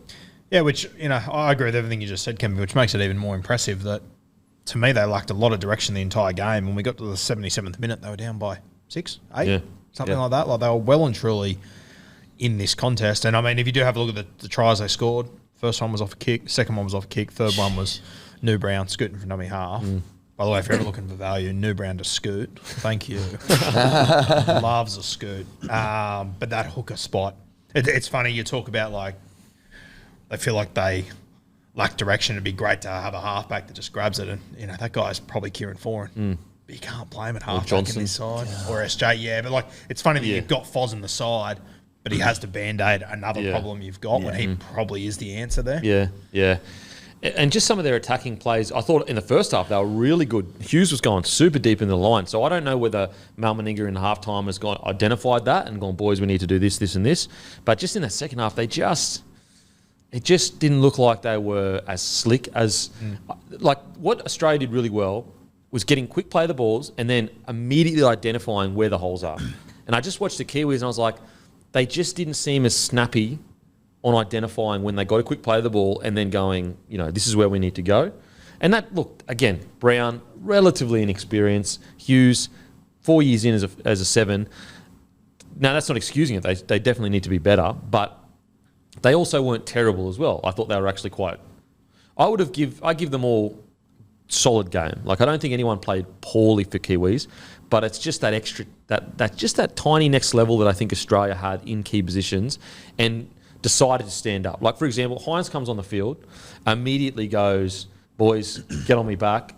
I'm doing what I need to do. DCE, intelligent enough, experienced, goes, I'll take a step back. Hines, do what you need to do. And Hines just goes, bang, bang, bang, try. And that's where it's ironic because Hines hasn't actually played that much at 7. But it's just that mentality of going, boys, get here. We're going this direction that Hines, I think, managed to do coming on the field. Yeah. It's interesting. I look at the Kiwis and, you know, obviously halfbacks Jerome Hughes, and I go, fuck, who's more dangerous, Hughes or DCE? And it's probably Hughesy, but they probably need playing more like DCE in that side. If DCE's in the Kiwi side, you're looking at Different story. a fucking Yeah. very tight context. I think, like, it's quite clear that they've just been quite clunky in attack. The ball movement hasn't quite been there, not overly swift. And, you know, you mentioned that the glaring issue there is their lack of a number 9 due to a bunch of frontline number 9s for the Kiwis being unavailable for selection. But you've got 2 blokes who, you know, you probably argue at their best, you know, ball running 5'8" in Brown and Hughes, like you mentioned. Hughes, you know, at the Storm, is moulded into a bit of a number 7 and he's been effective, but he was also, as we know, a fullback, as you mentioned, Kempy, back in his day early on as he developed. But I think as a result of this, the one that they're really missing is Tohu Harris. Yeah. Because they don't have an out-and-out number 9. They don't probably have an out-and-out number 7. I think what Tohu Harris's ball playing is that link man in between these two, arguably 5'8", would have been so effective for them and just got them. You talk about direction, all these sorts of things. Really big out for them. I wish he was a part of this squad. They've got Joey Tarpany playing at 13 there, who is a tremendous footballer, but again, he's not your traditional link man number 13 that a side needs. So, yeah, a bit of a shame that no Tohu, but they'll have to find a way around that, won't they? Yeah. Positives, you know, speaking of Tarpany, I thought he was outstanding. Like, just once again proves that he's the quiet achiever. He sits down in Canberra. We always talk about AFB, we always talk about Haas, we talk about Fisher Harris, and Tarpany kind of gets, you know, people that know rugby league go, Tarpany is a gun. But the wider audience, they just don't. It just doesn't really, because he's just quiet down there, does his own thing. Then you're watching him a game like this on the back foot, getting beaten by a better Australian side. Like every time he got the ball, it was like that's when you saw the Australian systems just get stretched a little bit. Just be like, oh, this isn't what we planned for. This isn't what we want to happen. Whereas you saw some of the other boys, it was almost like they were falling into the trap that Australia wanted in defence. That's the systems they wanted to work. Whereas Tapine is so off the cuff, but not off the cuff in a detrimental way where you're like, mate, just get to a field position and whatever. He picks his moments perfectly with his footwork. I thought Tapine was outstanding. Boys? What about that try that Mulatalo scored? It's just some shit that only he can do. Yeah. He's a freak like that. So we talk about, for many, many years, the Kiwis have always been slow to build into preparations. The one-off test, the Anzac test, they've never been good in. They very, very rarely beat Australia. They've always had plenty of success at World Cups because they build into campaigns back in like the Tri-Nations, Four Nations days, these longer tournaments they've always built into towards the back end, which is what gives me a bit of hope for them to maybe cause They'll be much better next week. They will be much better in the final. But Phil Gould on Twitter put a really interesting take up, and I thought I'd bring to mind. And he also retweeted it 24 hours, so he's admiring his own work, Gus. But he said Australia... Someone's got to like your own work. Australia far too clinical for NZ in rugby league last night. Kiwis just can't seem to get their act together. They've got great players and they try their hearts out, but don't ever develop the level of attacking combinations and strategy or defensive cohesion that Australian teams manage to acquire in these short-term representative team preparations. This is where it gets interesting. I honestly think that the experienced game by Australian players in the state of origin pressure cooker each year assists greatly in bringing the Australian team together as such a cohesive unit. The Kiwi players just don't get this high-level experience. It's a great point. It's a great point. Like you put some Kiwi games on during the middle of the year or whatever, like we get Origin, that'd be a different beast. Yeah. Yeah, and even like going back to last week, I know it's completely different, but like that was why I tipped Fiji to win that game. Because I thought they're always better in week 2, week 3, week 4. They improve every week. And I'll tell you what, if I imagine the Kiwis this week, I'm going, we're at $4. No one's expecting us to win. We're playing back in New Zealand. Beautiful. This has got ambush written all over it. For sure. them. And again, the 70th minute, 77th minute, they're down by I can try pretty much. And, we sit there and, I say, Tino's coming back in, Payne Haas coming back in. Mate, Payne Haas is coming back in against the only 2 front rowers in the world that aren't fucking scared of him. Yeah. I can't, like you can tell Payne and Tino are licking their lips going, 100%. boys. Especially Payne. I heard Payne talk the other day about just saying how much respect he has for those 2 front rowers, but he goes, it still hurts and I don't like them. Yeah. I love that shit. Yeah, unreal. And you can tell, like, Payne is beginning to see in his mind he is the best front row in the competition. And I think it pisses him off internally that technically he's not. It's the guys that have won the 3 premierships. And I think Payne's own standards for himself make him realise that I need to be that. It needs to be undisputed that I am the best in the comp. Because he should be, undisputed best front row in the comp. But yeah, back to the Kiwis. The Mulatalo try was crazy. We spoke about him already, but Fisher Harris's stocks in this last 4 months, they might be the highest raised stocks in the last 4 months of anyone in the competition. Especially in modern day rugby league where we're so impressed with stats and run meters and post contact meters. He doesn't need any of that shit. No, he just says, I'm here to bash my position and I'm here to do all the little small things that you don't really see on the stat sheet. Mate, again, you look at his stats, you go, 119 metres, 42 tackles, which is really impressive. You look at those stats and you don't watch the game, you go, yeah, whatever. You watch the game and you go, no, that he took it to that forward pack for the Australian side. Yeah. Not that he needs any more notches on his resume, but if he comes out this weekend, does the same thing, belts Tino and Payne Haas, and the Kiwis cause an upset, it'll just be another of him going, what more have we got to do? Yeah, seriously. Be the best And we will be sitting here next week going, they're winners. Yeah, they just win. They find a way. It's like Leota targeting Carrigan in that first run in the grand final. Yeah. Like, okay, Carrigan statistically and pretty much all round on paper is a better player, but there's more to rugby league than paper. It's about fucking dominating the opposition, and I'm here to do that. Even though I felt Paddy really did play a great game, Leota just said, mate, let's go. And then, I look at Fish and he's starting to get that aura about him now where he's just, and it's so important in rugby league just to have the toughest and the scariest guy. Well, I'll be honest. coming into footy, the generation when I came in, you had Kiwi players that were known to intimidate. Like you were basically going against Kiwis going, they may not win the match, but you're coming off sore as anything. I do think they lost that for a little bit of a period. It's no disrespect to again, not the whole period, just for a little bit. Like last few years, I think they've found that kind of Kiwi spirit again where you go, oh, they've got the scariest front rows in the competition again. Well, unless I'm forgetting someone, this is the first time that I think Kangaroos, have looked at the Kiwi front row probably since Ruben Wiki and gone, fuck. Yeah. We might win all the stats and blah, blah, but we're going to get hurt. Yeah. We aren't going to get that win without paying a price. The price is going to be us getting fucking jammed, for 80 minutes, not just 20 minutes and everyone bangs their chest 20 minutes. No, it's 80 minutes of tough footy.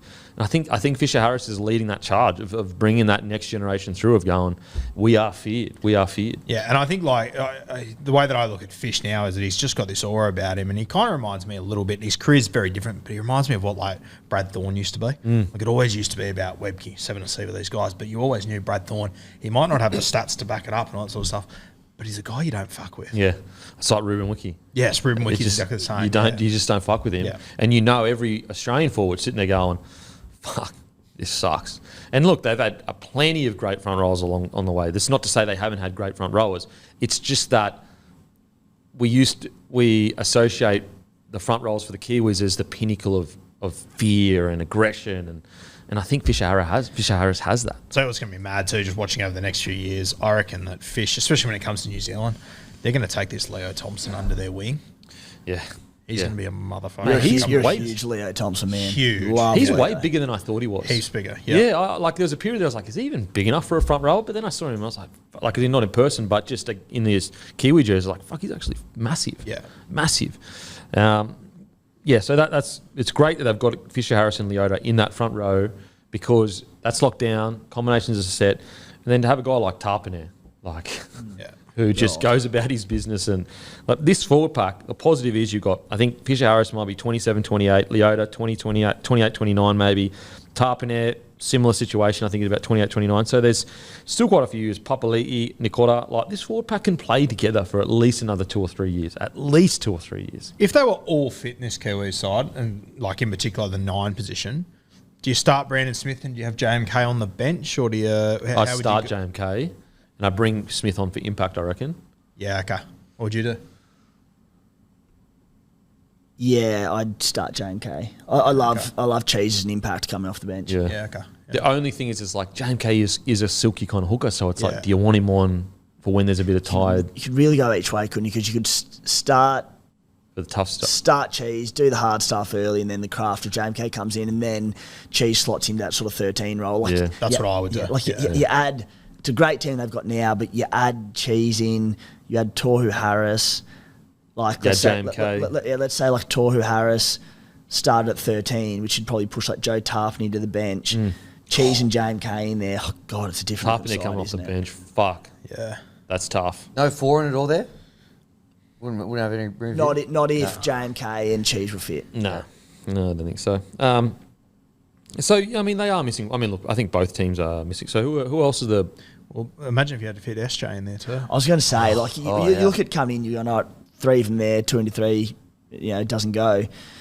We've just said they're lacking a bit of direction, a bit of cohesion in attack. SJ there ahead of one of them too. SJ, I'd go SJ Brown, Hughes at fullback, Manu at centre. So I'd go. That's what I'd go. Roger Tuivasa-Sheck enters the room next year. Oh, Jesus. Jeez. Look, it's exciting. Great spot to be. Yeah. It's funny because, I came away from the game pretty disappointed from the Kiwis. I didn't think they played poorly. I wasn't there going, shocker. But I was like, I thought they could play a bit better. But when you actually look at it, they were in the fight, they're missing a few players, and the players that they eventually could come back in, this is an exciting time for Kiwis fans. I really think it's an exciting time. And I think as well, look at that game on the weekend. There's no such thing as a dead rubber between Australia and New Zealand. But if it was ever going to be close to it for New Zealand, they're going the finals next week. We're going home. Kangaroos aren't even playing their best forwards here. Yeah, I wouldn't be surprised if they have got something up their sleeve this week. Yeah. So I still think it's a really exciting time for Kiwis, especially when you've got Hughes, Brown, Chance, Manu, SJ if he wants to play next year. But I think he's probably not going to play rep footy again. But yeah, we'll see how they go. Anyone else stand out for the Kiwis for you boys? I think that's just All good, mate. All good. Quickly, Fiji defeat PNG 43-16. PNG just did not get out of their own way. Holy, the drop balls, the missed tackles. But Fiji were outstanding. They were outstanding. They were, and I thought that PNG for the first 15 minutes were really strong. I thought, I tipped Fiji to win this game. I thought after 15 minutes, I went, oh fuck, here we go. Same old Fiji. They haven't got it together. I thought PNG started really well and started brutally, but when they scored that first try through AJ, it didn't look good to me. But geez, they turned it around, Fiji. Who'd you tip in this one, mate? I haven't heard yet. Did I mention it 4 times already? I agree. They started really well, but there was just this period there where it was just like drop ball after drop ball, just going, what the hell? And PNG, I thought they played really well. I've been saying for quite a while, I do think PNG or Fiji are the next side to kind of shock the world in rugby league, and hopefully that gives them a lot of confidence beating PNG 43-16. I thought Buller, just his touches, man. Yeah, and you know what? If you ever want an indication of how stats just don't tell a story, Buller ran for 130 metres, not bad. 1 try assist, 6 tackle breaks, that's it. But he was in everything. Everything. It seems like such a small thing, but his support play is phenomenal. And just his positioning and knowing where to be. There's a half break or a quick play of the ball and something and all the good fullbacks do it. Something just goes off in the head and they go, I need to push up here because we are on. Yeah. Every time they go through, he's in support. He's special. His ability to read a rugby league game and know when to take rests and when to step a gear up, it's just his feel for the game is so good. He was almost playing like a 5'8". That's how involved he was. And without him, there's no way they score 43 points. It's probably a tight match. He was in everything and he was almost a linchpin of all their attack. Everything came somewhere. He was either a support player or he'd taken the run or he was the guy that passed the ball. I tell you what, Tigers fans, get excited. I'm very excited. He was elite in everything, as you mentioned. They surprised everyone, Fiji, except Guru, obviously. Guru tipped him. He was the only one who tipped him. I deserve this. This is good. No, they were good. I didn't mind Kurt Donahue as well. Thought he played pretty good game. Yeah, he's a 9, so for him to jump in at 5'8" pretty good knock. Yeah. Well, they got a good 9 as well, Fiji. Tagi Tuima, not with the current NRL club, I noticed, but I thought he had a good solid game. He'd be a great get for an NRL side. Hammy, what's your take on Mr. Whippy? You've always been a long-term fan of him. Big time. Big minutes again. Yeah, what's going on there? If you got Mr. Whippy sitting there in the driveway, you got to get him out and use him every now and again. Just mismanaged. Plenty to be excited about Gordon Whippy fans though. Good to see him get another. Stay patient, Whippy fans. Stay patient, Whippy fans. That's right. Sivo back to his barnstorming best. Yeah. Him bumping off Nano McDonald. People don't realise how big Nano McDonald is. He's not a small winger, or he's not like Teddy. He's a big fullback, but not a big winger.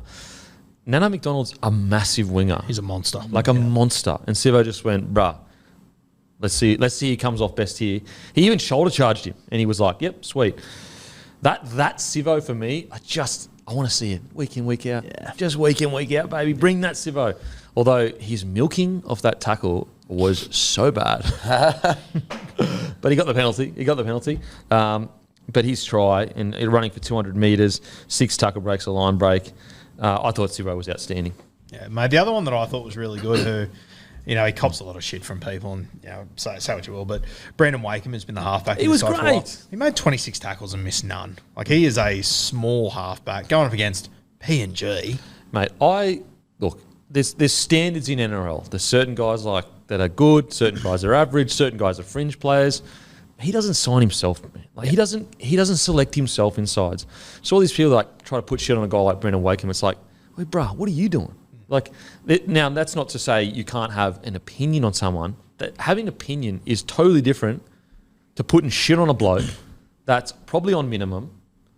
He comes in, he tries to do a job. He doesn't sit on press conference and say I'm the best player in the world. Like it's all this like talk shit or whatever. It's like, mate, he's a good solid footy player. He's a fringe first grader. There's nothing wrong with that. And on the weekend he was outstanding. And he has a crack every time he goes out there, puts himself in line all the time. Like if he screws up in attack, he doesn't go into his shell. He keeps having a crack. And another thing, like look at the two clubs he's been at recently. The Tigers and the Bulldogs, bottom of the table. In one sense, you look at it and go, they're bottom of the table. Like he obviously hasn't done much. Or you could go, because I think he's had some pretty good moments for both clubs, particularly the Tigers of late.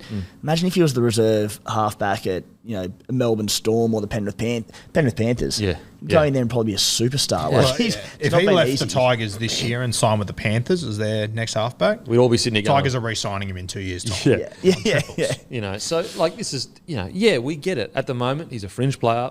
He's not top tier 7 or whatever, but yeah, people like to put shit on him. It's like, mate, what are you doing? Seriously. Like the bloke doesn't pick himself. He doesn't offer himself contracts, and you can't knock his effort. Every time he plays, he has a crack. What more can you ask from the bloke? And create. He always creating and looking lively. Yeah. Like I thought he was really, really good. And as you said, Rue, like, or whether it was Timmy, I'm not sure, but you're all blurring into one, to be honest. Same shit, different takes, now. Yeah, just shit takes from both of you. No. Said that playing against such a big PNG side. I did call Jermaine Hopgood about 18 months ago. Yeah, that is good. Anyone else, boys? No, that just about does it for me. Go, Donnie. 2 metres, 137 metres. Stop it. PNG just got to get out of their own way. They've got this great opportunity in front of them to be the next powerhouse. Now it's about getting out of their own way. It really is. They've got the talent. They've got the huge country backing. I know financially they may not have as big a backing as Australia and New Zealand, but all of the ingredients are there to do something special. It's just about whether they want to take it or not, in my opinion. I was so happy to see Reece Martin playing rugby league. Yeah. Been over there in the Super League for a couple of years. I don't get to see much of it over there. He didn't have an outstanding game or anything, but Christ, I think he's a talent that should be in the NRL somewhere. I'd be happy to throw him a lifeline. Some of these players, like their number 9, IPAP, so good. Like they got all of these players. I feel like if you put him in a good system, they have an opportunity to play in NRL. Like they really do have a lot of talent in PNG. It was the close watch on a puppy on the weekend. He didn't have a great impact on the game, but so these two are going around again this weekend, aren't they? They play back to back. Yeah. Really excited to watch him again. This will be because I think PNG will be stinging from this. I think they'll be coming out firing. I think PNG win this. I think they'll bounce back. Did you tip PNG? I was waiting for it to come along. I was going to carry on like a tip then too. But like they just need to somehow find a way to put consistent footy together so they can build confidence and be like, no, we actually can do something special here. Because I truly believe it's them and Fiji that in a few years' time, maybe they take a scalp of one of the bigger teams. Like, I don't know, maybe. I mean, in the World Cup, New Zealand only beat PNG by a try. And there was a dubious decision in that game. So hopefully they can get it together. England versus Tonga. Didn't watch it. Apologies. Worst bloke in the world. I didn't wake up at 1 a.m. to watch two nations that I don't actually support. England defeat Tonga 14-4. Mate, these English guys, best in the world. Best in the world. They're so good. Every single one of them, best ever. Don't say anything negative about England. No, I didn't watch it. I didn't watch it, guys. Did you guys get a chance to watch any of it? I saw the highlights of it. I saw the 20-minute KO mini. Yeah. Yeah. What do you reckon? Pretty bleak conditions, classic weather over there. So it wasn't like great for expansive footy. I wasn't here last week after the first test between the two nations, but he didn't have a major impact in this game. But Tommy Johnson is a bloke I've been such a big fan of, Pommy Winger, for so long. Again, didn't have the best game on the weekend from what I saw, but scored a double the week prior. Followed him from basically early on in his days, quite closely at Wakefield, who were, they're sort of battling for relegation every year. Stuck with them for a long time and was just outstanding for Wakey. Went over the Catalans. Is he a really good goal kicker? No. Okay, got that Went right. over to Catalans this year. He was a top try scorer in the Super League. I'd love to see him get a crack in the NRL. I think he's a star. How old is he? Oh, he'd be maybe 27, 28. I think you spoke about him in the World Cup. I've spoken about him before, yeah. What about Wellesby? 28, Tommy Johnson is.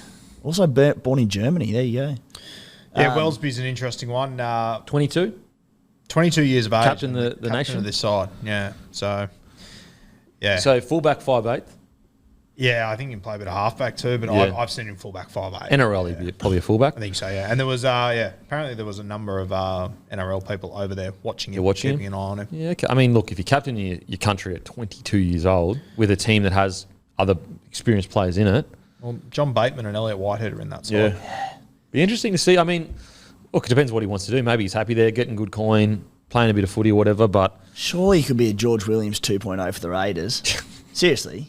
Come over, test yourself in the capital. mate, I don't know whether he is keen to, but couldn't hurt to come over and give her a crack for a year or two. Good to see. Captain in your country at 22 years old, and they got massive raps on him. Come over. He's a specialist in shit cold conditions over in England, so he could do the same in Canberra. I thought that was probably the key to this game, that England, they just, from what I saw in the highlights, they played to the conditions much better. I think in game 3, just looking at the team sheets, they've obviously lost the series. It's 2-0. I think it's time. Put in the young fellas. Pull the trigger. Pull the trigger, make it happen, and just go forward and stick to it. Yeah. Lola here, Hopewadi to a degree, but Lola here. I just think that you've got good young halves now. Give someone else a crack. Hopewadi, maybe you can play centre. I don't. Yeah, he did. Just play Kohler at fullback. That being said, he did. I love What a Will pill. Hopewadi's ball playing. And He's he incredible. Threw this pill for Kohler's try. Bloke shot over the fan, just held back, bang over behind him. Was like, I love watching. He had him one of the pass best football. One of the best fucking 3-on-2s you could see at fullback. But I think that with Kohler, it's more just the future. So why not put Hopewadi? And I know they did swap at stages, but why not put Hopewadi at centre and Kohler at fullback? And you can always swap them back if it's not working. I thought that's what they might do more of, and just sort of interchange in between the roles a little bit. Yeah. You mentioned getting up at 1 or 2 a.m. If they play Latu final in this side next week, I will be up. And You'll be up up as well, I reckon. Yeah, You'll be up. I'll get up for We'll be that. up together. Holy shit. We'll be on the end of the Australia-England cricket game as well, so I'll be up then. you'll have to watch the mini after because you'll be Still watching watching the cricket. Yeah. Yeah, okay. Anyway, let's get into some cricket chat, hey? Do it. Australia defeat New Zealand in one of the best World Cup matches of all time, mate. Love this. Thinking back to all the matches I've watched, this really does stand out. They set a massive 388 and New Zealand fell 5 short, but it went down to the last few balls. So if they fell 5 short, wouldn't that mean they didn't win 13 plus? Oh, but we were tipping on the Netherlands game Oh, at the time. that's a great Which point. you would know as a big cricket guy. That is a great point. Supporting your family. Yeah, I would never say they'd beat New Zealand 13 plus. So I knew it was going to be a big game. That's 1 to why. 12. 1 to 12. That's what you would have said if you're asked for Thank a tip, you. I'm sure. Australia now sitting in 4th. England are currently last, which is music to our ears. Yep. Oh, sorry, don't say that. Our next game is against England on Minnows. Saturday. Yep. We're into the minnows now. Yeah. England, Afghanistan, Bangladesh to come Are they a home. tier 2 nation? Should be. Should be. Don't kill us. It's a joke, bro. Yeah. They don't take that sort of stuff too seriously though. England I fans. don't think Like, they do. It's a joke, but they are behind Afghanistan and Netherlands. That is that's not a joke. That's a fact. That's just a fact of the game. That's where they're sitting. What a game though this was. The Kiwi game. Yeah. Unbelievable. 150 in the 11th over after they sent us in. I think Kerry O'Keefe on commentary said the pitch was harder than algebra. Summed it up beautifully. Travis Head getting into his work. We've got all the ingredients now to give it a real shake this tournament, don't you reckon?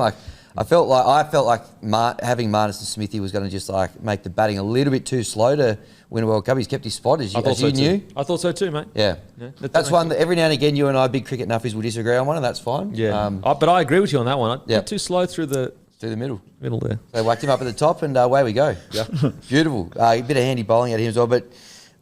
What did you think of? So we come out fast. Yep. And then it did, because I did watch a little bit of it, then it did look like we started to be a bit defensive. Yeah. What did you think of that tactic? Against Dibbly Dobblers as well, Glenn Phillips and Rachin Ravindra, the 5th and 6th bowlers. I was like, what are we doing here? We've just put away Lockie Ferguson and Matt Henry and Trent Bolt, and now these blokes come on. I think Glenn Phillips took 3 or 4 wickets. Glenn Phillips, 3 for 37 off 10. Remarkable behaviour. But anyway, we slowed down and, nearly cost us. But it didn't cost us. We held our nerve. The Aussie price to win the tournament now, a couple of weeks ago, we were double figures territory after starting 0-2. We're in now to $3.75. Wow. I haven't seen such prodigious swings since Andy Bickle tore the palms apart at the 2003 World Cup. Well, Paddy Cummins was getting bloody dropped after the first couple of weeks. Well, that was a yarn. Michael Clark came out and said that the mail he got was Cummins was going to be dropped. Clearly still suffering concussion symptoms from the Carl Stefanovic fight up at Noosa. Need to go for an HIA. Because Paddy come out and just tore it apart since then. He's been bowling at the wickets. He's been listening to you. He's been obviously watching the podcast. What can I say? So the boys are in a good spot. We're in a good spot. I think we can win these last 3 games. Hopefully fall on the right side of the draw. Australia-India final. They're still going to take some beating. But you know what cricket always say? Don't count your wickets before you bowl them, mate. You took the words right out of my mouth. Right out of my mouth. Look, we're in a good spot, but we're not there yet. We are. India's still the team to beat, though. They're looking seriously good. But we have all the ingredients. I know you're a big cricket man as well, Timmy. What are you feeling about the boys at the moment? Mate, remarkable turnaround to go from 2 earlier. Now, the biggest thing for me is just all these blokes, their entire batting order, they're all getting runs. They've all had time at the crease. There's not a bloke there who hasn't sort of got a few runs to his name in those last 3 games. Yep. So, you're not going in there thinking anyone's underdone, anyone's underprepared. Like, they're all getting runs in Indian conditions. I think we're one of the remarkable turnarounds, to be fair. Yep. So, mate, Chavy Head's come back in here, that busted finger or whatever it was. Yep. A ton second game back, first game back. Mate, we're looking good. Yep. I don't see us beating India, but one day cricket, anything can happen. That's right. Anything can happen. So is there a chance England get up for Australia because they dislike us so much? There's a chance, but, I mean, seriously, they can't beat anyone at the moment. So what do you reckon's going wrong in England? what's going on with them? Yeah, well, what's the issue? they're just spending too much time focusing on stuff that doesn't matter anymore. They're talking about the run-outs at the Ashes. They're blaming the format of the tournament that everyone's got to put up with. Come to terms with the fact that baseball isn't the greatest thing on the planet. Yeah. Other people, they're just basically playing the style of cricket that everyone else has been playing for 10 years, and they're going, oh, baseball. Sorry, boys. Welcome to the real world. What do you reckon England's at to win the World Cup? Oh, I didn't know if they could still bloody qualify for the 500 to 1. Yeah. What? Yeah. Unders. Unders. And didn't they falsely win the last World Cup? They made up their own rule. They made a boundary countback, so they still have never won one, which is so in the record books, they didn't win. In the record books, they did, unfortunately. But in my record books, and I think most cricket fans like yourself, Kempy, I still need some convincing. Not in the spirit of the game, that's what I reckon. Certainly not. England Absolutely also not. wrote the record book, so they can do what they want. And apparently they are the arbiter of what is the spirit of the game. Yeah. Absolutely. Goes without saying. But they will say it repeatedly. So, yeah. So anyway, we've got them next. I think we deal with them pretty easily. Just having a look at the prices here. They're $2.50 to beat us. I mean, please. What games have these traders been watching? But what if because it's like a rivalry, what if it's one of those situations? They will certainly get up for it. Yeah, okay. But I don't think they're not good enough at the moment. Keel B, Hammy, we just don't want to finish fourth and play India in that semi. Again, if we're going to win it, we're going to have to beat them at some point anyway, likely, but finish second or third. We've got 3 almost as easy as it gets fixtures to come. 2 out of 3 should nearly get us to third? Yep. So if we beat England, we should should win the next 2 games. We should. Which would put us in second? That would put us in second. Yeah. Yep. Just avoiding India is the key. Yeah. Okay. Are we expecting the other 2 to be South Africa and New Zealand? Yep. Yeah. Isn't South Africa pretty red hot at the moment, except for one game? Yeah, well, they wrecked us. They beat us, and then they lost to the Netherlands. Oh, yeah. Jeez. Your boy Van Beek turned up again. Ruined the parties. Yeah. I ruin parties here in Australia. He ruins parties over there. That'll be the top 4, I reckon. So we've shown we can. Yeah, I reckon we're the one team I think that can challenge India. Okay. Yeah. Fingers crossed. Fingers crossed. And the bingos, I'll talk you through the bingos. Yeah, the They're bingos. up on the site now. I can see them here. Boom. Shout out to the Rubenstein group. They're in the prime real estate there as well. Hammy's to score a 50 bingo. So there's 5 names here. You need at least 3 of these blokes to score 50 for it to be bingo. Okay. So we've got Dave Warner, Travis Head, The Big Show, Glenn Maxwell. Then we've got Bairstow and Stokes. So neither of those blokes are probably going to do it. So you're probably relying on the Aussies there to do the business. And then the wicket taker bingo has been going bananas. We've won 2 of the last 3. The 4 players that I've picked here, you need at least 3 of these guys to take 2 or more wickets. Starkey, your boy Guru, Zampa, and then Adil Rashid and David Willey, who's got the new seed swinging it around there, the big left arm. $3.20 you're getting. They've wound that one right back in because it's been going so well. Yeah. There you go. There you go. There you bloody go. There you have it, guys. Yep. The Bible of sport is just finished. You didn't want me to get into my Sheffield Shield wrap here. 3 great games over the weekend. Jared the Frog Friedman leads the Tassie boys. Mate, give us a quick wrap up, mate. I get a bit emotional when Tassie cricket comes up because I wouldn't be here without it, Kempy. I wouldn't be here without it. My father played a handful of games for Tassie. He was just an honest toiler from Sydney, went down to Tasmania seeking more opportunities, met my beautiful mother Di down there, and the rest is history. So whenever I see the boys with their backs to the wall at Bellerive Oval, as was the case over the weekend, I mean, they were bowled out for 150 in the first dig. Really? And to come around and, you know, Queensland made all those runs and declared 6 down. Jared Freeman, I've said it before, I'll say it again. What can't he do? The Frog.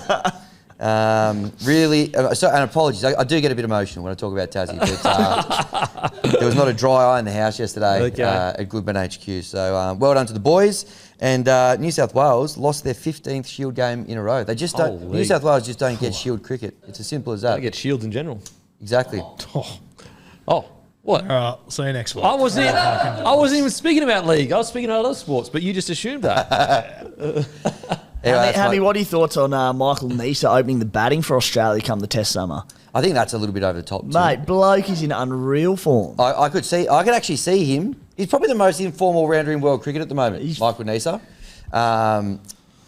Based on they'll go with Green, but if something happened to Cam Green, I'd have no qualms. I'll be absolutely qualm-free with Michael Nisa slotting in Mate, at number 6. Really, come the Aussie summer, slotting in at 7 or 8. In his last 10 knocks, he's had a 51, 90, 140, 40, 176 not out, 123, 86. Yep. He's a bowler. What do you reckon, Kempy? Listen, you got to be patient in this game, and he hasn't earned his stripes. Sometimes you need to pick experienced players that have been there, done it, and unfortunately, he hasn't done that for me. Yeah, really. I think he's now the most capped 12th man in Test cricket history for Australia. Legit. He's overtaken Andy Bickle from that mantle. I So haven't seen him do it with the big dance, mate. Get him in. we spoke about the prodigious swing of Andy Bickle earlier in the show, and I reckon Michael Nisa's just about on par. Scary what he could do with the Duke's ball in hand in those English conditions, Kempy? Yeah, tonk a few cherries over there, right? Yeah, he certainly bowls at the wicket, so one to watch there for sure. Alrighty, that is Let us know in the comments, Michael Nisa. Yeah, should he be in there, or is Denon fucking know a thing or two about cricket? Make sure to give Rugby League Guru a follow on Instagram. SC Playbook. He's started up his cricket Instagram as well. Hammy, give Hammy a follow. Handsome Hammy G, all one word. If you follow Matty, unfollow him. And we'll all go fuck ourselves. Thank you. Imagine what you could be buying instead. For free and confidential support, call the number on the screen or visit the website.